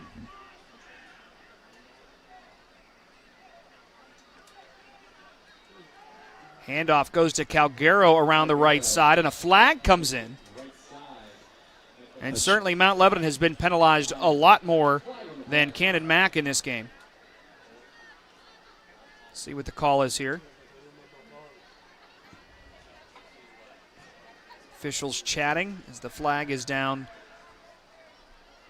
behind the line of scrimmage. Does look like a hold against Canon Mac. That'll back them up. And I think Mount Lebanon declined the hold. Is that what I saw? Yeah. Well, it's 2nd and 10. It's one less down they got to deal with. You get a first down over again. That's another 10, 15 seconds off the clock. They did give him a yard. 2nd down and 9. Ty Jansma gets the play call from the far sideline. Might line up under center this time. He's done it a couple of times in his I formation. Receiver to the near side. Tight end bunched in left. There's the handoff in that I. Nowhere for Wingfield to go. He's thrown backwards. Big loss on the play. Mount Lebanon's defense with a stop there. It'll bring up 3rd down. That's what you didn't want to do, but he didn't have a choice. Had a white jersey on him, knocked him backwards and couldn't get away from him. See where they marked the football. They're going to bring the ball back a little bit. Looks to be a loss of about 5.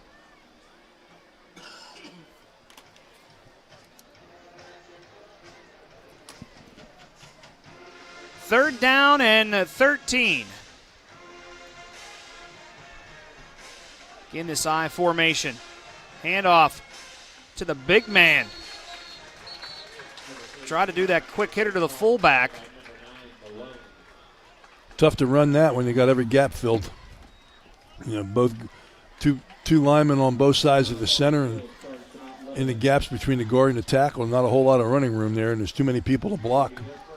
That was Collins' first run of the game, and nowhere for him to go, and a timeout taken by Mount Lebanon. We'll step aside here with just a couple of minutes left in the ballgame. 21-6. Canon Mac leads Mount Lebanon here in the WJPA Sports Network, presented by the CNX Foundation. Hemlock Homes makes your dreams come true. Why build a box home that doesn't reflect your lifestyle and desires? Hemlock Homes brings your vision to life because you're involved in every decision: design, floor plans, materials, and finishes. If you have a lot and a dream, Hemlock Homes will make it happen. Hemlock Homes, quality workmanship and personal service. Call 412-444-5008. That's 412-444-5008. Canon Mac leading 21-6. Mount Lebanon using its first timeout. Each team still with 2 timeouts left. Canon Mac scoring all 3 of its touchdowns here in the second half after trailing 6-0 at halftime. It'll be a big comeback win for the Big Macs if they can hang on. But facing a 4th down and 12, the punt team comes out with under 4 minutes to play. Mount Lebanon going to get the ball back here. Low snap, and that kick just gotten away. That was almost trouble for the Big Macs, and the ball bounds and will be touched up at the Mount Lebanon 38-yard line. Almost huge trouble on that punt for the Big Macs. Let's see that replay. I think that ball bounced back, or it might have been low, and he just dropped it. Yeah, it was low. He couldn't get it off the ground. I guess we don't have that replay. All right. 21-6. Either way, Big Mac's got the punt away. So it looks like they'll have Mount Lebanon will have the possession at the 30-yard line. 1st and 10, moving from left to right with 3:45 left on the clock. 3 straight possessions with a touchdown for Cannon Mac before that punt to make it 21-6. And now 3:45 left here for Mount Lebanon. Here we go. Patrick Smith running up the middle. Had spread it out, looked to pass, but just runs straight up the gut. And again, another 7-8 yard run on 1st down for Patrick Smith. 5 wide, spread it out, look to throw the football and run the quarterback draw. And I can't tell you whether that was designed or not, but it was effective. 2nd down and 2. Looking to pass, slings it to the near side. That pass is complete. It's enough for the 1st down. Caught at the 42-yard line. And that's complete to Maxton Siegel. Little turn-in route by Siegel. Just gets enough for the 1st down. Clock running, 2:58. Ball up to the 45-yard line, gain of 7. 1st down and 10 at the 45. Looking to pass once again here is Patrick Smith to the near side. That pass is caught across the 50, down to the 47-yard line to Siegel again. Yeah, Siegel didn't get out of bounds, so the clock's going to continue to run. He caught the ball and fell down in bounds. Gain of 8 on 1st down.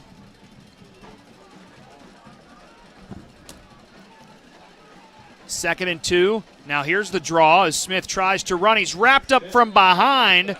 I don't think he got back to the marker that he needed to. Wrapped up from behind by Owen Rush. I'm surprised they haven't called timeout.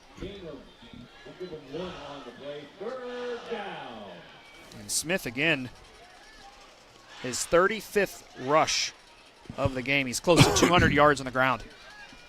Under 2 minutes to play in the game. Mount Lebanon trailing 21-6.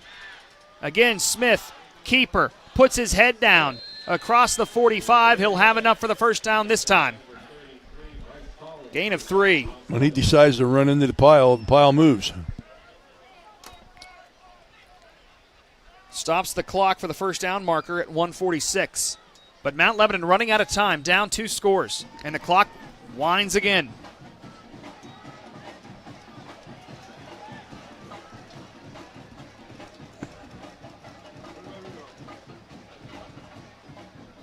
First and 10, 1:28 on the clock. At the 44-yard line, sling it out on a slant from the left side. It's incomplete. Was looking for Colin Kramer, and it's incomplete. Ball bounced to his receiver on the far side. Just didn't look like he was ready to throw the football. 1:23 left in the ball game. Mount Lebanon trying to avoid starting 0-5 for the 2nd consecutive season. Fake the handoff, under some pressure. Smith, nowhere to go. He's wrapped up in the backfield and sacked. Good pressure that time. Levi Singleton's the one who wraps him up. Yep, and he got him where he couldn't get away. He got him around the waist and then just dropped down to his knees and ankles and wrapped him up so he could not break the tackle, wrapped his arms. Just good job that time. Bryce Collins with some pressure as well. 3rd down and long. Make it 3rd and 18. Pass across the middle, and it's caught. Somehow that pass is caught. It was nearly picked off. Mount Lebanon still alive as Ford Schmidt makes the catch. That was almost intercepted. Watch this pass. Just a little bit late. Defender was just a little bit late getting to the football, and the receiver ended up getting to the ball first. Marco Faeta almost had it. 30 seconds to play, though. 1st and 10 now from the 30-yard line, and whistles will come in, and a timeout taken by the Big Macs. 27 seconds left on the clock. We're back in a moment on the WJPA Sports Network, presented by the CNX Foundation. My dream field has a scoreboard with a giant TV. My dream field has dugouts for our mascot to dance on. My dream field has lights to play at night. And a duck pond. CNX is making dream fields come true by donating millions of dollars throughout Appalachia. Nominate your field at cnx.com/dreamfields. Back here at AHN Field at Big Mac Stadium, a 21-6 lead for the Canon-McMillan Big Macs over Mount Lebanon with less than a minute to play. Mount Lebanon with the football, 1st and 10 on a 3rd and 18, completed for the first down. Keeps the game going. Ball on the 30-yard line of Cannon Mac for Mount Lebanon.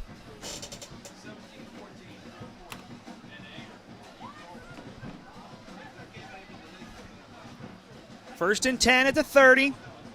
Out of the timeout, Patrick Smith. That was a Cannon Mac timeout, by the way. Mount Lebo still with 2. 27 seconds remaining. Patrick Smith from the gun has Cambistis to his right. Looking to pass. Fires one. And that pass is broken up. A big collision at the 15-yard line. An incomplete pass stops the clock with 21 seconds remaining. Good break on the ball that time by number 26, Marco Faeta. He missed the interception in the play before. That time he almost had one, and he had a break on the ball. Marco Faeta had a great article that his pregame meal is either hibachi or Vesta 88.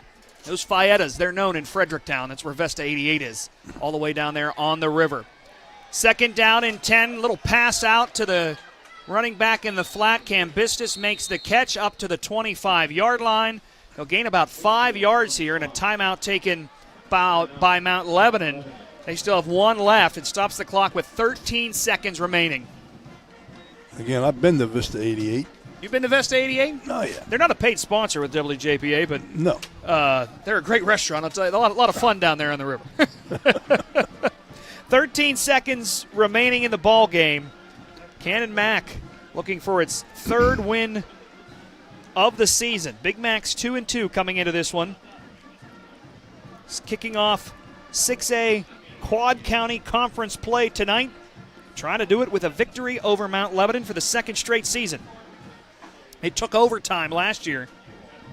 This season just took the second half to put up some points. Well, they got to cover. And then you figure if you throw the ball, they might have 2, maybe 3 plays left. But if everybody's covered, they're going to force Smithy to throw it away or run it. And that's going to run the clock down.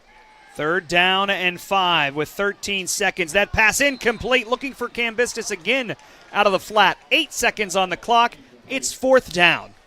Cambistis, little flat route, had the football and just wasn't able to bring it in. Just kind of took his eye off of it when he went to hit it with his hands and unable to catch it and turn up the field. 8 seconds remaining. Cannon Mac gets a stop here. It's over. If Mount Lebanon gets a first down, they're nearly out of time. Here's the snap. Smith looking towards the end zone. That pass batted down. Incomplete. Turnover on downs. 3 seconds on the clock. That's going to be the ball game. Cannon Mac can bring it out in victory formation to kneel it down. What a comeback by the Big Macs in the second half. Whatever they talked about at halftime, they came out and did, and they got a little bit more vertical in their pass game, started to throw the ball a little bit in the seams, and that just broke it wide open for them and allowed them to run the football a little bit too. 3 seconds on the clock. Ty Jansma can line up in victory formation under center, takes the snap, kneels it down. The Big Macs win it 21-6. 3 touchdowns in the second half to pick up their 3rd win of the season. They have a winning record, and they have a 1-0 record in conference play. Final score, Canon-Mac 21, Mount Lebanon 6. We'll be back in a moment to recap this one for you and name our Washington County Community College Player of the Game. This is the WJPA Sports Network, presented by CNX Foundation. In sports and in life, accidents happen, and sometimes people get hurt. The doctors at Advanced Orthopedics and Rehabilitation specialize in orthopedic surgery, joint replacement, foot and ankle reconstruction, hand and upper extremity surgery, sports medicine and rehabilitation, and game time medical services. With main offices near Wild Things Park and offices in Waynesburg, Charleroi, McMurray, and on Vanadium Road near St. Clair Hospital, you can count on Advanced Orthopedics and Rehabilitation. You deserve a bank that lifts up your business, that shares your spirits, and your taste for success. At Washington Financial, we pride ourselves on crafting solutions that are as one-of-a-kind as your business is. Go with the bank that gets you. Washington Financial Bank. Looking for a home in the South Hills? You want someone who knows the market. You want Nancy Russell McKenna at Howard Hanna, Mount Lebanon. Nancy Russell McKenna was born, raised, and currently lives in the South Hills, so she knows the market inside and out. She'll help you find a home anywhere in the Pittsburgh area. A neighbor helping neighbors. Nancy Russell McKenna at Howard Hanna, Mount Lebanon. Call Nancy Russell McKenna, 412-551-6118, 412-551-6118. Celebratory music from the Canon-McMillan Marching Band as the band rings out. Football team over there. What a great sight for Canon-Mac after a 21-6 win over Mount Lebanon. Very first drive of the ball game, Mount Lebo took nearly 9 minutes off the clock, marched down the field. They ended up scoring on a 42-yard touchdown run from Patrick Smith to make it 6-0. Extra point was blocked on the play. It stayed that way until halftime. Teams traded possessions, a couple of punts, turnover on down. There was a fumble in there by Mount Lebanon to give the ball up. And Mount Lebanon cruised into the locker room with a 6-0 lead. They led every statistical category, time of possession, all the yards, first downs, all of it. Come out in the second half, Canon-Mac has the ball. There's a penalty on the first play, big pass play, and then the touchdown. 48-yard touchdown score to Campoli. Extra point made it 7-6. Ensuing drive. Looks like Mount Lebanon's going to come down and take the lead back. 9.5 minutes. 6 first downs. They have it first and goal at the 4. Penalty, loss, and then on a 4th down and goal, they Patrick Smith tries to sneak it, ends up getting towards the pylon, but it goes out of bounds at about the 2-yard line. The Big Macs come up with a great defensive play. They come back out on offense. They're pinned back deep, nearly had a safety. The ball came out of the end zone. They ruled them about at the 1-inch line. Somehow Canon-Mac got out of that towards the end of the third quarter. Beginning of the fourth quarter, it sets up an 80-yard pass to TJ Sabatucci. Sabatucci with that big play sets up the Calgaro 3-yard touchdown run to make it 14-6. Mount Lebanon comes back out, faces a 4th down. They decide to punt. TJ Sabatucci blocks the punt. They get the ball at the 25-yard line. 2 plays later, Braylon Wingfield puts it into the end zone, 16 yards out, touchdown, 21-6, and the Big Macs have the victory. Yep, that's how it does. That's how you do it. I said, and it goes to tell you, the first half was back and forth. Mount Lebanon dominated most of the statistics, but the only statistic you worry about right now is how many points you score. That's right. So what they ended up doing is they ended up dominating the play, but they didn't score enough points. And it came back to bite them in the second half because they just could not get the ball in the end zone. On the other hand, first half, Canon-McMillan couldn't move the ball at all. Talk about scoring points. All they wanted to do was gain yardage. All right? Yep. They couldn't gain any yardage. They came back out. They made the adjustments in the second half. They threw the ball down the field, little vertical pass game, catch a couple guys in the seam. All that does is loosen up the offense, loosens up the defense, rather. They end up scoring along, putting themselves in position to score, use a running game. They basically played almost a perfect second half, both offensively and then defensively. They really made the adjustments to try to shut Smith down, trying to prevent the big play that hurt him in the first half.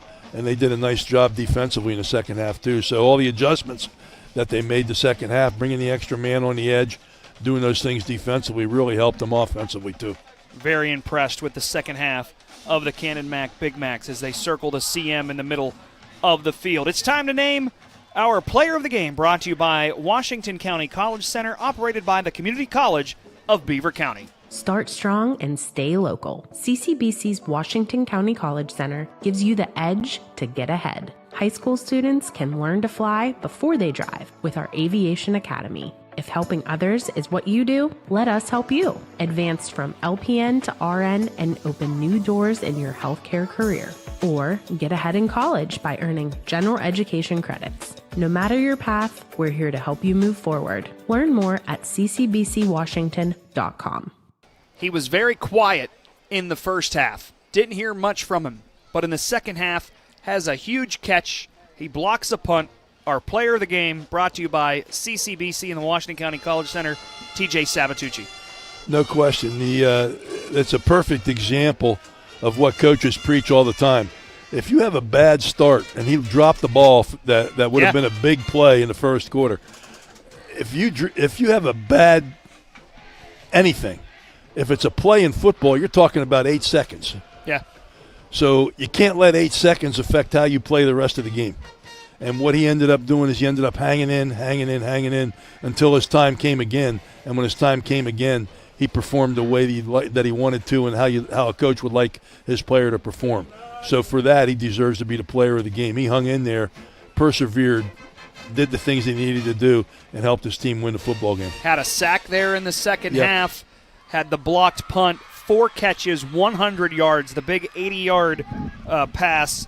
They say he's the best player on the team, and he showed up tonight in a big way in that second half as Canon-Mac improves to 3-2 on the season with his 21-6 win over Mount Lebanon, who falls for the second straight year to a start of 0-5. Wow. Yeah. Mount Lebanon next week will be at Seneca Valley. This is a tough stretch for the Blue Devils. 3 straight away games, Canon-Mac, then at Seneca Valley, then at North Allegheny. For Canon-Mac, the Big Macs on the road next week at Hempfield before hosting Seneca Valley. And then they're away at NA, at Norwin, and at home against Central Catholic to close out the season. Man, I enjoyed this one. After the blowout we had last week, it was fun to watch Matt Sig with Fort Cherry last week, but had the big blowout over Chartiers Houston. This was a fun, exciting ball game. Every game's different. Every game features somebody, and it also shows the tenacity of kids in high school football and what it does. And that's the fun part of playing a game, but it's also the fun part of watching the game too. Canon-Mac will remember this one for a long time. This is one of those nights that will be special, the comeback win over Mount Lebanon. Tonight's game on the WJPA Sports Network has been brought to you by Nancy Russell McKenna, Howard Hanna, and Mount Lebanon, a neighbor helping neighbors. By Washington Financial Bank, for 125 years, proud to be the bank that gets you. By Advanced Orthopedics and Rehabilitation, an advanced surgical hospital. By CNX Dreamfields, making your dream field come true. By Hemlock Homes. If you have a lot and a dream, Hemlock Homes will make it happen. By Sunny Days In-Home Care, providing compassionate care in the comfort of home. SunnyDaysInHomeCare.com. By Nick Jaganis, your Allstate insurance agent in McMurray. By Quality Quick Printing, your Team Spirit printing headquarters since 1978. Online at qualquick.com. By Washington County Human Services. Take the first step toward a healthier life. Call 724-228-1234. And by the Washington County College Center, operated by the Community College of Beaver County. Thanks so much to my partner, Bill Duquette, BJ with us tonight as well, Cam Pritz, Grady Peterson, and Brandon Bennett on the streaming crew, and to our producer, Jacob Knizner, in our downtown Washington studios. I'm Nate Rigotti signing off from AHN Field at Big Mac Stadium. The Big Macs come back in the second half to defeat Mount Lebanon 21-6. Thanks so much for being with us at WJPA.